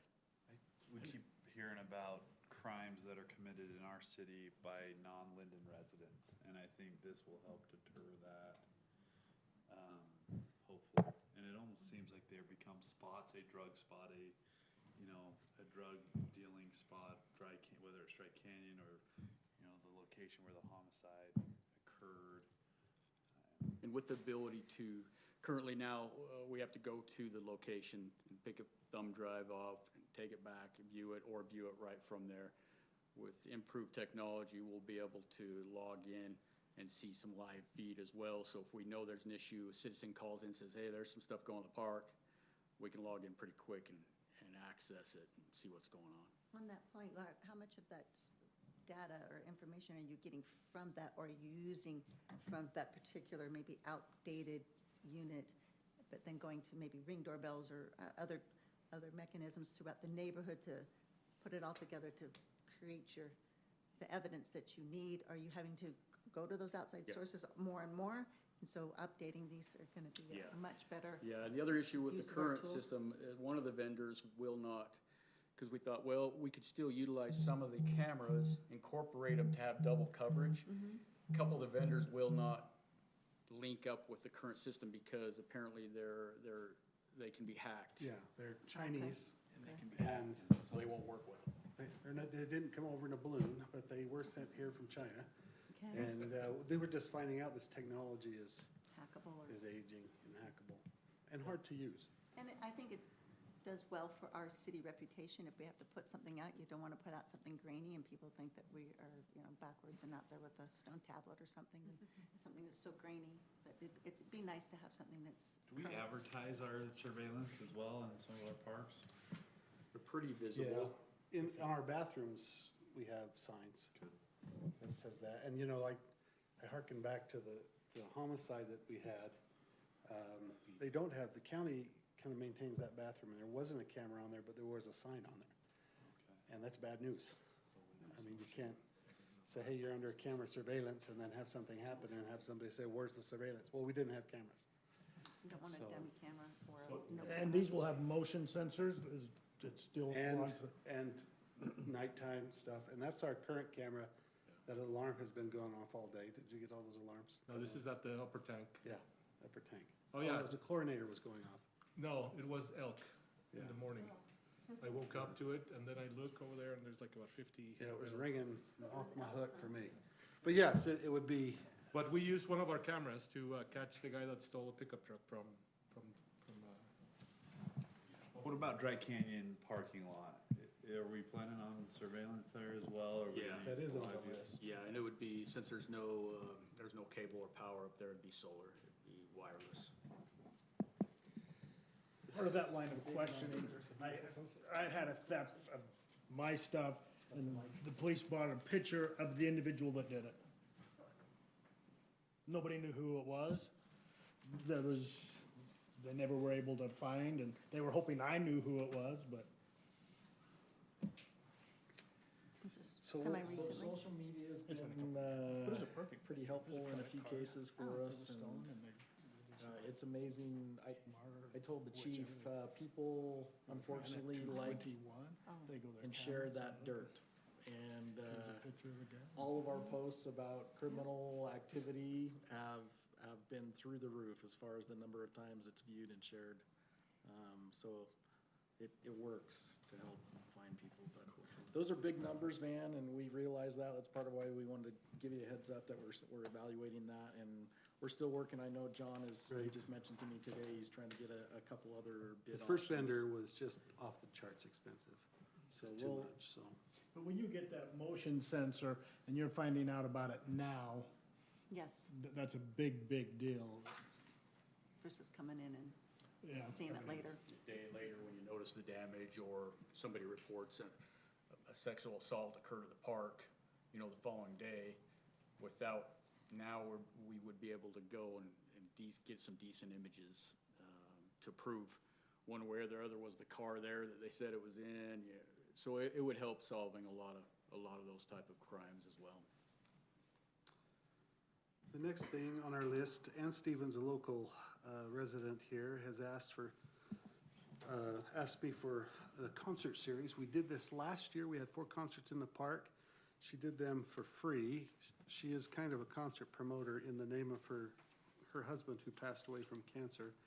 And so I wanted to just let you know that I'm working with Ann and looking maybe, this is about $1,200 a concert, and that includes equipment and then a little time for Ann. If we wanted to do the sights and sounds of summer and have our movies one week and then a concert down in the city center park. Is this something that park tax is available for, that you're gonna take out Park of that? tax can't pay for a program. Oh, that's right. Yeah, so it could be nice, but that's a number, and I know that the mayor's been involved with Ann, and she seems to be noble, but I'll work that out, and then I'll include that, just so you know, and Can we use it for renting the equipment? I mean, is there like it's still a program. it would still be Yeah, under I her, can't it do wouldn't be under anything- us. Yeah, I can't do anything for junior jazz. Okay. I can give them a gym and pay the heat, and electricity. You say she did this last year? Yeah. What concerts were they? It was Exit Strategy and then a bluegrass band. And then she is a musician with the lead singer of Joshua Creek. They kind of hodgepodged a band together. But we weren't offering any money, and so she was really just hodgepodging bands together. It was pretty well attended and not very well They had advertised. 100 people or so at each Yeah, one. it wasn't very well advertised, but it was a nice little thing. It was One of the Friday, groups Saturday, was Ed Friday, McGar's Saturday. group. He Yeah. lives here in Lindon. These And weren't a the ones the Chamber of Commerce were involved with, were they? These were separate. Yeah, these are they're different. not, and they're about the same caliber Yeah. of band.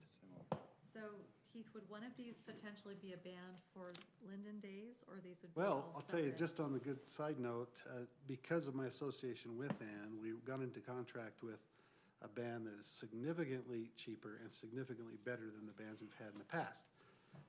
So, yeah, to Down the the- tune of down in about $2,000 Pheasant cheaper than a good band that So I've been she's booking, looking to so. do 4 separate ones outside of Linden Days. In August, September, late July and August, and for an hour and a half in the city center park. And add that program to our summer activities. How do you guys feel about that? Like that.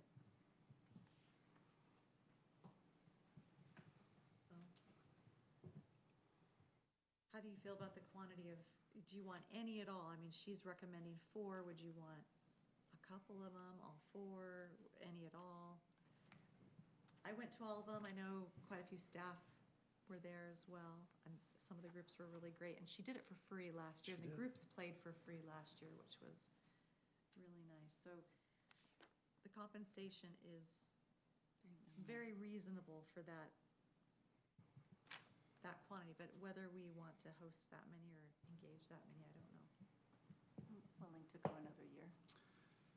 We're to 3 movies now, not including Linden Days, so 4 and 4 we thought throughout June, July, and August would give us 8 weekends with something to stay in town and do. Are they well attended? About 100 people, maybe not many more than that, came on, but the bands have a certain following, and then a lot of our staff were there. But One thing that we could do in the future is probably give a little better PR and maybe invite some food trucks out. yeah, know, how just about, kind how of about get 'em any right. PR compared to what we Yeah, did? exactly. Yeah, it wasn't very well advertised because it was free, and I didn't really want to rally the troops just before I saw what bands she produced. And you remember a couple of years ago in Linden Days, they had Elvis out there on a stage, and it was a train wreck. But these were pretty high caliber. Yeah, a lot higher caliber than I thought, and Some she of them were plays with better a lot than of our them. Linden Take one Days of those. bands, That takes you know, them out, as pass you around. mentioned, so. Yeah. Ron and I got this done today, but the next item on here is the Geneva Park Resort.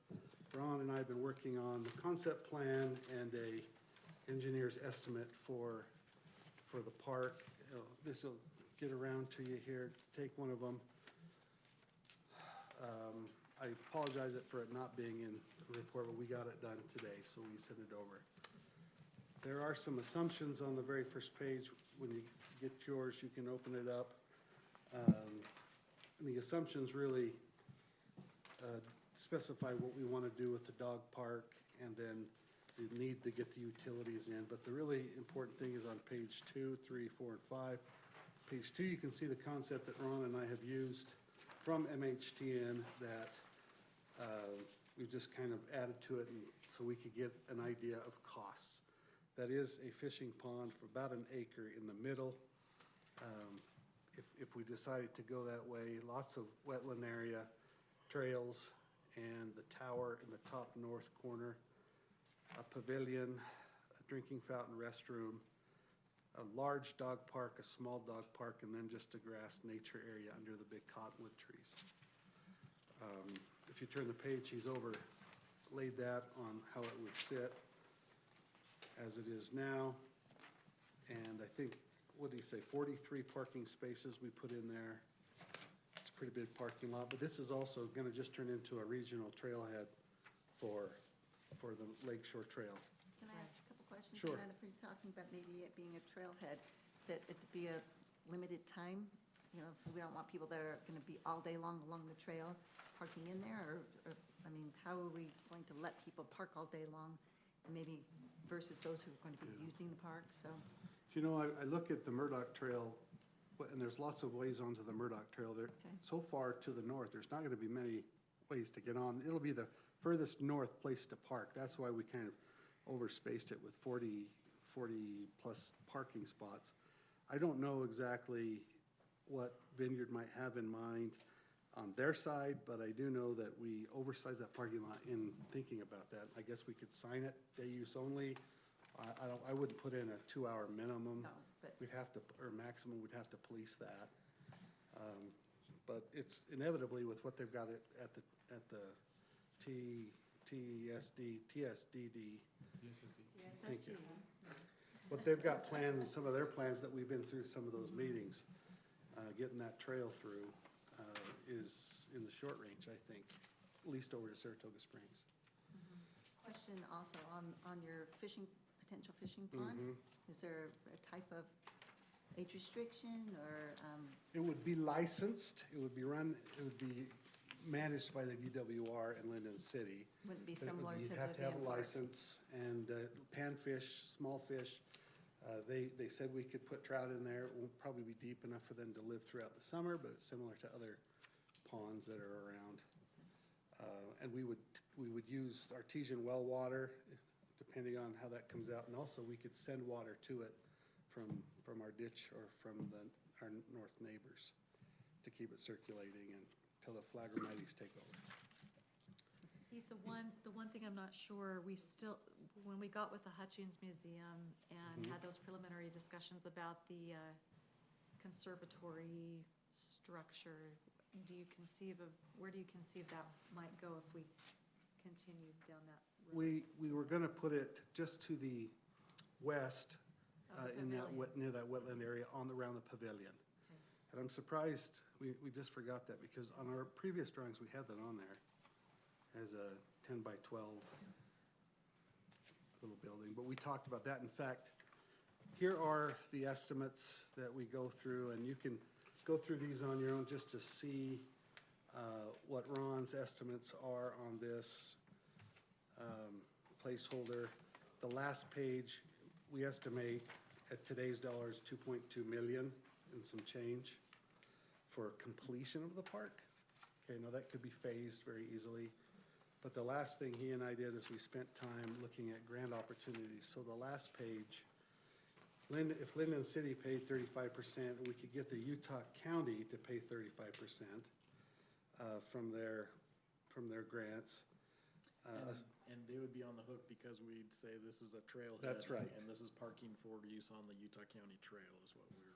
We talked with Richard Nilsson, and Richard's the engineer and the parks director there, and he was for it. And they have that, remind me what that grant is that's not the recreation grant. I cannot remember the name of it That anyway. we're missing on this list we've talked about is TRT. That's it. TRT, I think we would Yeah, definitely that's the qualify for TRT. that. And that's what Richard said. He sent me the application and It's a everything. super easy application, Yeah. yeah. So assuming that we could get them on the hook for 35% through that, and we had just assumed we could get Vineyard to participate at 23%, the award grant will pay at least $50,000 towards the observation tower. The recreation grant and trails could be used for trails internally. That's on the GOED, the governor's site. We don't know exactly yet, but it could be. But they have a limit probably of $20,000 there.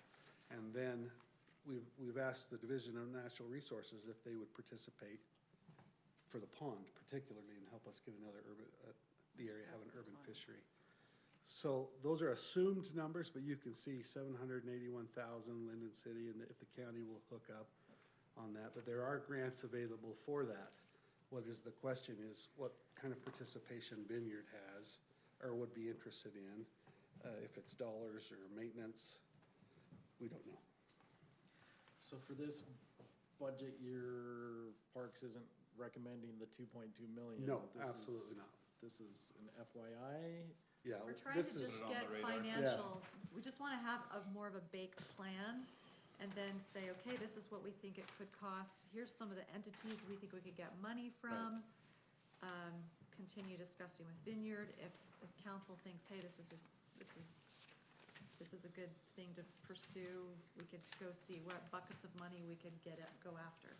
We do have, Yeah. I talked with Kristen a little bit today, we do have some impact fees that are bigger than, I would say, normal in the next year or two, to the tune of, 200,000, 300,000, 400,000 maybe, depending on what Anderson Farms draws and takes, but there's more in there that Chris and I were talking that there's money that needs to be used in impact fees to now. So, this is just radar, just overall, so you can see what we come up with, and then we can talk with Vineyard, see what their participation is. We could go after grants when the council's ready to maybe start the plan. And Heath, I think on TRT, I don't think it'd be too hard to go ask for 50K on that one. I think we could add as another level of potential funding. The 'Cause I've just TRT done- was included in the Utah County. Oh, as the total Yeah. Utah County? Mhm. We included that in there for the TRT. The Recreation Trails Grant is the GOAD grant. The UORG grant is another governor's grant. Okay. That's where we're at there. So I think the most important thing is we find out what kind of buy-in Vineyard has, and then maybe we can start applying and seeing what we get for grants and when we're ready to go. For me, just kind of as we're in the radar stage, this is in Vineyard's backyard. I like that Utah County may be a good source there, but for me, Vineyard's gotta be a big player. And it has to be a good enough draw, and those pictures look like it might be for our citizens to Get all the way drive down. clear out there. I love that it's unique. It's a unique design. I love the tower idea. I think that's fun. I can see my family going down there and have the tower. However, I agree with Van. Even just the dog parks. Dog parks are traditionally used by people who live in condos and townhomes. You look at Vineyard, and I got their master plan pulled up right here. They're gonna have houses all the way up to it, and they're gonna stack them high and stack them tight the way they've done traditionally. And I just think it will be so heavily used by Vineyard. It'll be a Vineyard used park more than Lindon. And I'd love to see them step up to the plate, maybe even more so than what was proposed here. Yeah, I agree. And in fact, I might get fired, but Mayor and I have talked about it. But, it might be nice to flop that land and get a park up here, or something that we could use. Understand the lake to the mountains corridor, kind of a thought, but 7 acres down there on a 1038 land trade for your property or something, one right there on Lakeview, might be a little bit more desirable. But what it is, that's what it is. So we know the dollars, at least our engineers estimate dollars, and we'll just keep you informed on that, on how we want to go forward. And I'll say, since we've had other council members talk, I'm very much for it. I know that I won't be here when you guys pull the trigger on that, but I will be in the audience at some point, and I will come with other mayors and other council members that will haunt you from the past. So, how's that? That's how much we love it, so. Well, it's been kind of sitting there idle for decades, and Yep, it it'd be has. It's been fantastic to waiting. turn it into this conservancy amenity, and there's a lot of great synergies happening on both ends of it. It'll just be a great regional draw, we hope, and there are going to be conversations with Vineyard. I've let Mayor Fulmer know those sentiments that have been voiced here tonight.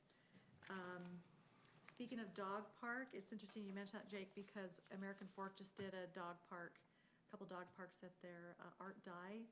And Mayor Frost said the residents have been over the moon, because you'd be surprised, people, even if they have a backyard, they want their dog to be able to have some interaction Some with social, other dogs, social. Off And then leash. they built a whole bunch of different little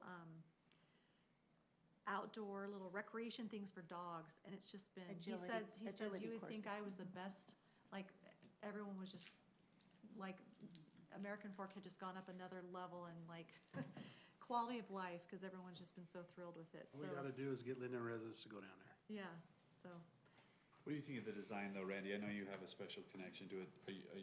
You like the way it's laid out? You liking what you see there?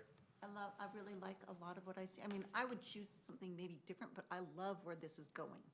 And I'm very much a person who loves brainstorming. It's not just gonna be my idea. I love the tower. I love so many of the elements. I love the nod to being able to fish there. I like the fishing pond. I love the fishing portion. We go up to Vivian Park quite often and love that. So we go to other locales to enjoy theirs. I might not be all the Lindon residents I want there, but I will be definitely going there with my grandchildren. And so I love the dog park. I don't have a dog per se, but I have lots of fur grandkids. So, we enjoy those kind of things, going to dog parks wherever we happen to be, so. Is it missing anything glaringly? Is there anything you really want to see down there that's not there? I have an affinity for the pump track that used to be there just on the other side of the fence line. Nick used to go down there all the time, and a couple of the other local kids, and have affinity for that. So I would have loved something like that, but I'm not opposed to where we're at because I know the quality of people that would enjoy this. I think it has a lot of things I just love about it. Okay, we'll keep No you restrooms? on that. Yeah. There's a restroom. In the middle there. And water fountains. Yellow. There you go. Takes a little while. Could you have them revise the Hutching Museum? That's a strategic partner in the grant opportunities to. Yeah, I'm surprised it's not on there, so I'll make sure that we put that back on there. Okay, so also, I just want to let you know, we're going to try to replace Pioneer Park Playground. It's one of the aging playgrounds, and it currently has a broken piece. But we're going to keep going on our master plan and using our park funds and, if possible, a little bit of impact fees to replace some of these aging park things and add in some of the nicer amenities. And for me, in priority, I'd probably switch 3 and 4. Not that this is a priority list per se. Oh, new stuff, yeah, it is, yeah, it doesn't, it's not reading in order of what we're thinking. Yeah, the Geneva Park can go behind this other stuff. We'll get direction from you on what we want to do out there. You have something? Yeah, on the painting, are you ready for that? So just as an FYI, I think negotiations are ongoing, and for now, we'll plug in that $50,000 amount that some of our neighboring communities were able to secure, and until we find out some more. Is that Yep, that's where we like to sufficient? keep it right now. Okay. Also, question on timing. Daryl's not here, so I don't have that. The timing of when you would like to unveil this, if it goes forward. So that'd be something nice I could take back if you happen to have a thought, whether you wanted to do it prior to Lindon Days or during Lindon Days. So What is the date? March 5th. Is that when Lindon? Of I mean, we know 24. 2024, but March March we were 5th. incorporated? it was March It 5th. It was in Okay. March. That one I didn't know. But I'm not sure if the commission is, or the committee is going towards a Lindon Days unveiling for this, or, so it would be helpful for me to I met know with that. Daryl this week, and Okay. we are still looking, Daryl would probably say that if he was here, we're still looking for 4 or 5 key individuals. I know, Mayor, you've got a couple in mind that we can put as an umbrella committee and then have subcommittees under that to help with Okay. some of these events. How many events do we want to do that year? What special things do we have Linden Days that are different, so that's ongoing. Yeah, and I need to have that that's the thing I need to know the most, is when I you'd think- like this done, because it's so, there's a lot of things that go into this. I think when I painting if spoke this with goes Daryl, forward. there's going to be a birthday party on March 5th. So I think that's when he would want to unveil it. Wonderful to, the Okay. actual And that's incorporation a- date. It'd be cool to have the puzzles to hand out at events during Linden Days or things like that too. I just need to think, know your so. direction for that, and so we'll shoot for something like that, and the We usually negotiations. do our State of the Cities report in March as well, and so it's a great month to have, to be able to unveil it. So you're shooting for March 5th then? Then I need to have that Yeah. potentially in the contract. And speaking of contracts, if contract needs to be drawn up, I see you and Brian. How's that work? Yeah, It's typical. Okay. I have, It's going really well. That is 12 months away. It is. That's And a why week I'm a or two. little nervous, but I spoke to Pleasant Grove, a council member over there, and he said it went so well. They were so pleased with it, but that he really raised his prices after them significant. significantly. So if you can get us close to those other cities, that'd be awesome. So this is, I mean, they're talking about 200 to 250 is what a lot of cities are now paying. So this is that with bringing in the celebrity? sometimes, and there's other situation? components with Yeah. that, but it's a, like Jake says, it's a much more expensive situation. So Is that for like the puzzle? the painting and the puzzles. 250. And then a Grand? launch. Yeah, it's a lot of money, but it's not going that way. It's not going there. This is Lindon, and we keep things good, so, but Okay. we're working really, really hard on this. Panic here. I have two Don't more panic, we're things that working are, hard. I have two more brief things that are on the list. Our community center roof leak, I just wanted to let you know that it started leaking again over this last snowstorm, and we got a plumber to intercept the pipe and put the pipe out to the building, so the water's not wherever the backup is down there. However, it did and has done some damage to that old kitchen, and it was old in the first place. And after I Get was your in there dishes out, today, Randy. Adam, we need to just talk a little bit if we want to pull more of that wall out and maybe do some cabinets and just do a facelift in there. But I'll speak with you about whether or not we want to do that. And then the last thing is, one of the things that I meant to put on here and I didn't, is one of the needs we are finding that we might need at the pool is a commercial freezer to rent for the summer for 3 months, so we could have the product that we can't get for our concession stand, we could get in bulk if we had a place to put 40 boxes instead of 4.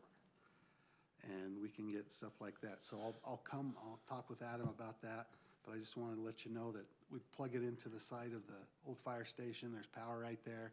Kids could walk over, but maybe just like an 8 by 12 refrigerator that we could just rent for a while. It'd probably be $7 or $8 grand probably for the summer. So it's not free, but we can't sell what we don't have.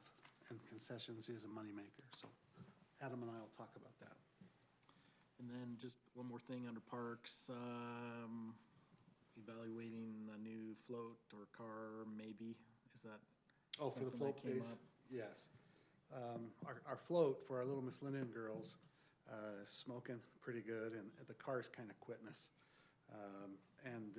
We've been in contact with Modern Display and some of these other float builders, and maybe buying a Crown Vic, a car, a police interceptor that's got its miles, and then having a float company put our base on a new float car base.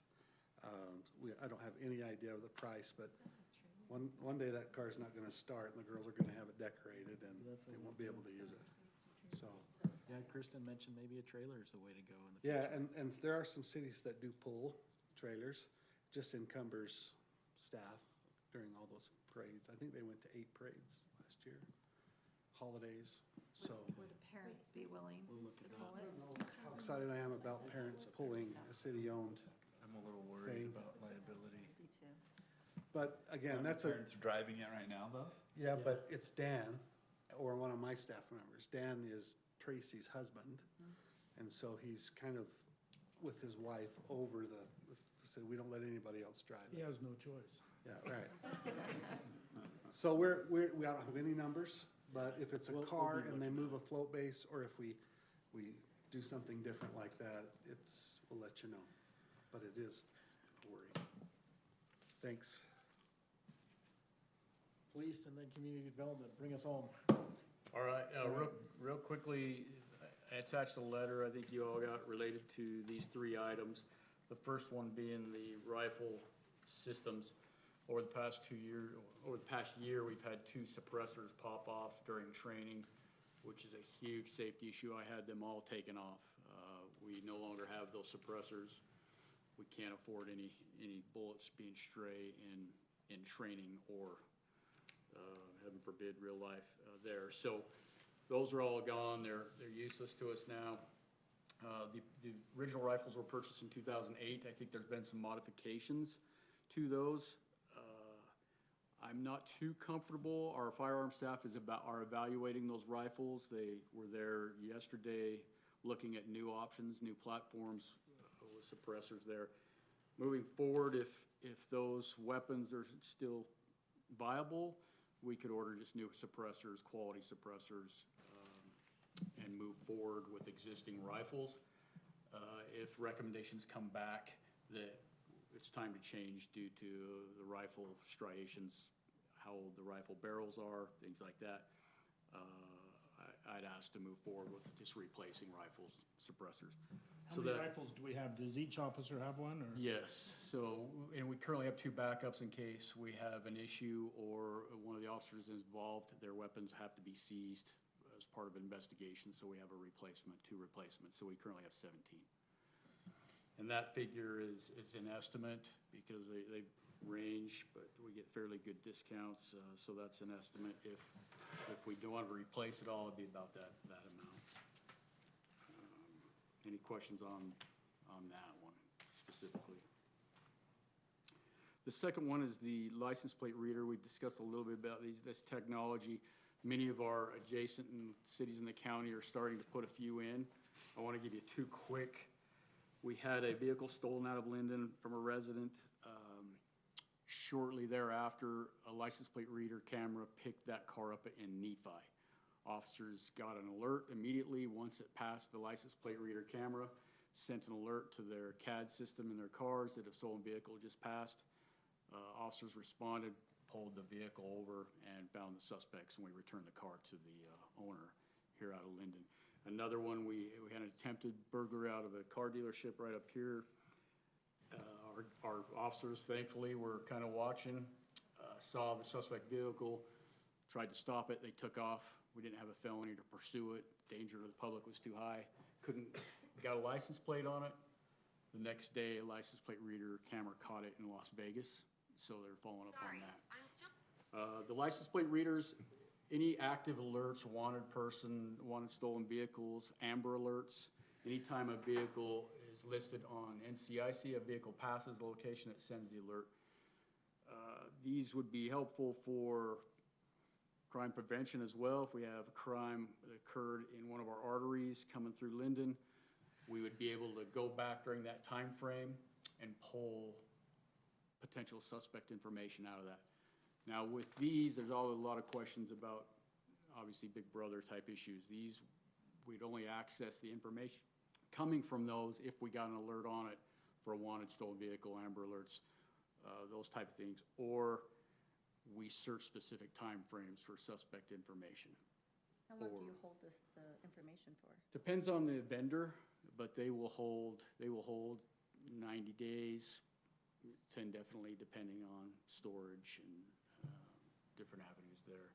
These have been fairly successful. Some of the other jurisdictions around have also had them, and they're successful that way. We could also place, if we knew a suspect description, if we knew we had a red pickup involved in an aggravated assault or, whatever, a crime, we could enter that information into the system, say, on this day between this hour and this hour, we're looking for a red pickup. It would pull information on red pickups based off the license plates that were captured. So the technology's there. It's a proactive tool that could help us immensely curb some criminal activity and locate suspects. So we put that in. They are, several of the vendors, it's an annual fee because they deal with the software and storage, and comes with an annual fee. So I put 8 in there because the vendors that I've talked to, they say, oh, you need best to have 12, 16 cameras throughout your city. But if Pleasant Grove's getting a couple, Orm's getting a couple, it would reduce the amount I think we would need because we'd catch all the arteries coming through town. So these are fixed mounts, as you're saying? These are fixed. How many of them are there currently in the valley or state, or how many agencies use these or cities? I'm aware of 5 in the county that have made some purchase. I'm aware of a few others that have them up testing. And then obviously Nephi, they've got a few. So I think in our last meeting, detectives meetings, it sounds like most agencies are looking at purchasing I was just curious how many currently are in position. Probably 4 or 5. Agencies No, or sorry, cameras? agencies that have multiple cameras. Yeah, I apologize for that. We don't have any, and I don't have any pilot ones set up. Just been talking to vendors over the last several months. And these are regulated by the state currently. They have to meet certain requirements on access, so the privacy issues have been addressed by the state legislature. There's a bill running this session that would tweak that a little bit more on reporting. And so, you know, with the privacy issues, there are regulations that this is not information that's used nilly-willy. It's pretty well-protected information. When you say protected, so it has to meet some sort of a criteria? Criteria, right, before we can go into it, before we can share it with other people, it's not, you know, When you say people share can't. it with other agencies or share it with? There has to be a special agreement between the agencies, and they have to agree to use it and protect it. It's not subject to grandma, it's not, you know, it's not accessible by the public. And that's what the legislation this year is putting that in, that if agencies can share the information, but the bill this year is going to put in there that they have to sign the agreements if they don't already have they don't have their own cameras. So I guess my concerns are these more real-time type, like you said, the Nephi that we Yeah. found? So these are real-time cameras, but, so then why would you store the data, or would you store or why would you store the data past 2 weeks or whatever, you know? You store the data to go back if you get a delayed report on something, and It would that be happens a the lot. Dry Canyon example, I think, is a good one. If we had one of these cameras at the entrance where the gate is, and then we know of a criminal activity that happened on Friday night, we could go Right. back and say, hey, here's all the licenses that went through that went through that location. That's our list of potential suspects, that kind of thing. So then, but why would you want to store the data for 90 days or indefinitely? I guess they're, you know, whatever these different ones are, and are the Statute of state- limitations go for years and years, you know, even a misdemeanor goes for 2 years. Okay. And if we get a report, you know, somebody just doesn't report it, and then they get to, especially with sexual assaults and things like Right. that, there's often significant delays in reporting, and that's why you want to store it. Yeah, I'm just trying to ask all the unintended questions. Yep. So BYU, for prime example, they've probably got more license plate reader cameras than anybody in the county, and they've had for years, and they've been able to solve a lot. Wanted cars come in, stolen cars come in. They've been able to do a lot of safety features as well. If something big happened on campus, they would know who came and went for those type of issues. They could have shootings, all types of different crimes that occur there. Do you make the locations of these fixed equipment notify? I mean, are they noticed that, so people know where they're at, or are they just more? It would be a strategic, and we could discuss that at a later time, but it'd be a strategic thing throughout the city where we would look to putting those in that would best help in our abilities to keep the community safe. But that would be something that's under the prudence, under your prudence of where you think they need to go. That's not something that we would notice. We'd work with our statistics, with the city, the crime, where it occurs, along with most viable egress coming in and out of town, as well as vendor known, you know, they're experts in the field, and they look at our city as a whole and say, this is where we would put them if it. But we wouldn't notice that. It would be They something would that'd be be internal. installed to poles. But they'd be internal. You're asking if we would publicize the Correct. location to Would the they general be public? noticed? No. No. Those are, Okay. I have no opinion really either way. I'm just asking questions. Yeah, So that is one of the reasons that you as elected officials can go into a closed session, is to discuss security devices and things of that nature. And so we could disclose to the council members where those are at in a closed session, but I don't think we would want to disclose that to the general Just public. curious, just asking And questions. And this is a brief overview. Obviously, I know other entities have had some of these vendors come in and do a presentation to councils. So if that's something you'd want to see as well, we could arrange that. I think as far as, you know, technology and future and policing, this is, obviously, it's gaining steam, and it's been very, very productive. Thank you, Chief. The last one I had there was just the small items, miscellaneous. I'm in need of one more portable radio for our reserve program. I left some details in there, redundancy and backup. And then the small item was a ballistic carrier for our officer who's on our tactical team. He needs a ballistic, but that's a small item I think I can incorporate currently, so. Thanks, Chief. Mike? you wanna- I sent you a document yesterday that just kind of outlined the two budget requests I had. The first one was just to put a landscape handbook together with the push for water-wise landscaping. This would provide a lot of good information for residents and business owners on what type of trees to plant, different plantings, bushes and things. We get a lot of businesses especially that want to come in and change out their landscaping already, and they're like, what do you want to see? You know, and they want us to design it for them. And so this could help with that.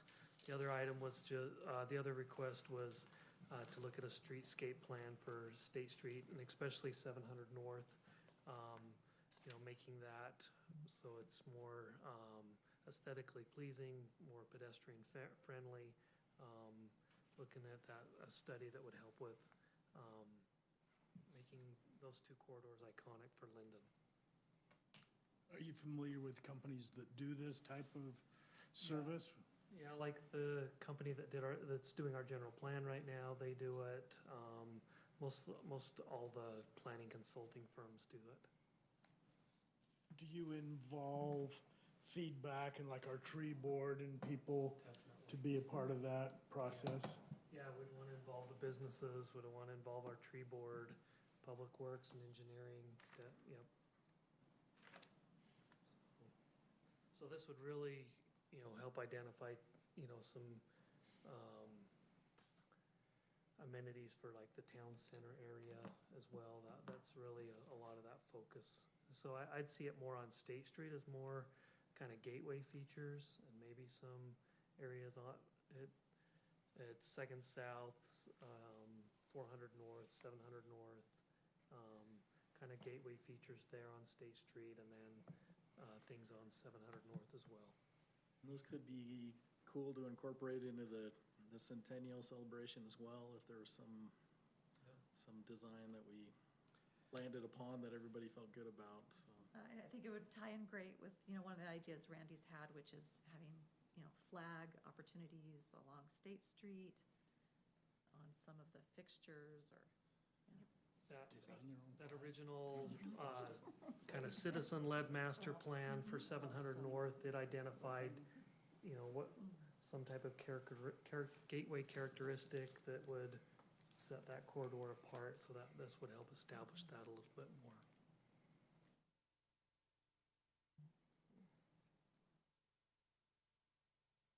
Sound okay? Yes. Okay. Facilities needs, there's a big list there that Alex put together, and I'll let you glance through that. We're pairing through that with department heads, and he's worked with several of them on that list. Yes, that one that's probably hard to read, so. We'll plug those into the budget and then come back with some modifications to that is my assumption. A couple of the bigger items, one, we're looking at pricing out a couple covered parking space pavilions for the police there, over kind of by the fire station, that back parking area where they can get underneath and not have to worry about the snow or ice and things. And so that's probably one of the more visible things. A lot of facility upgrades that Alex has been great to keep on top of, and so. Any other questions, issues, specific needs, desires from mayor, council, anybody have anything else that you want to go through? There's just one other thing, just a heads up on some of the legislation. So the Council of Governments today, there's been a flurry of emails going around with all the mayors and the county commissioners on HB 499, which is a bill sponsored by Anderegg and Ellison to mandate Utah County to plan for and operate a homeless shelter, and to change the funding of that out to cities versus the state. buckets, so.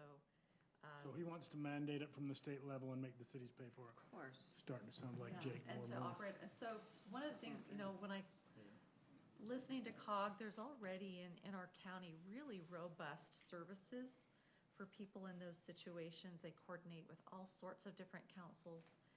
And so there was a letter, the commissioners and the mayors all signed off on today from COG as a collective body, just asking them to remove this mandate so that, we could maybe study the shelter system in Salt Lake and recognize how we're already addressing these issues in Utah County may be different and working Yes. well in some fashion. And so let's take a better approach to learn what's happening up there and what might be a better fit down here. So anyway, we'll see where it goes. But, okay. Thank you for your support with our employees and personnel and a lot of the activities that go on here. Lindon's a great place, and we're fortunate for the financial position we're in. So, if nothing else, I'll turn it back to the mayor for adjourning, I think. Okay. So, Motion to adjourn. I'm Hey, just God, beating you're him. next to arm wrestle right now. I'm teasing. No, Whatever we're you need good. to. We'll take that. I'll take the motion. okay. Do we have a second? Second. All right. We have a first by Councilmember Powell, seconded by Councilmember Broderick. All in favor to adjourn? Aye. Okay, we are adjourned. Thank you, everyone. This is fantastic. Thank you Just- for all you do. With you guys. You guys are. It is amazing. This is my last budget meeting, so. Oh, my heck. How Give her much all- cake? Give that lady all the cake. yeah, speaking of which, take some home, you guys. There's a lot of, Oh, hey, I had a thought. I'll take some home. So do we own the parking lot at Dry Canyon? Planning Is that within city boundaries? That's I- outside. I No, I did- think it's in the city boundaries, I but it's did not ask in Daryl, city I have property. Who owns it? Things I think that you, that we'll have to maybe look he's at not, the and I map. remember I think asking it's Forest Service. specifically when we were Forest Service, talking and that what trail all the way everybody's up. decision was, and he said he was running again. So do you ever see a pub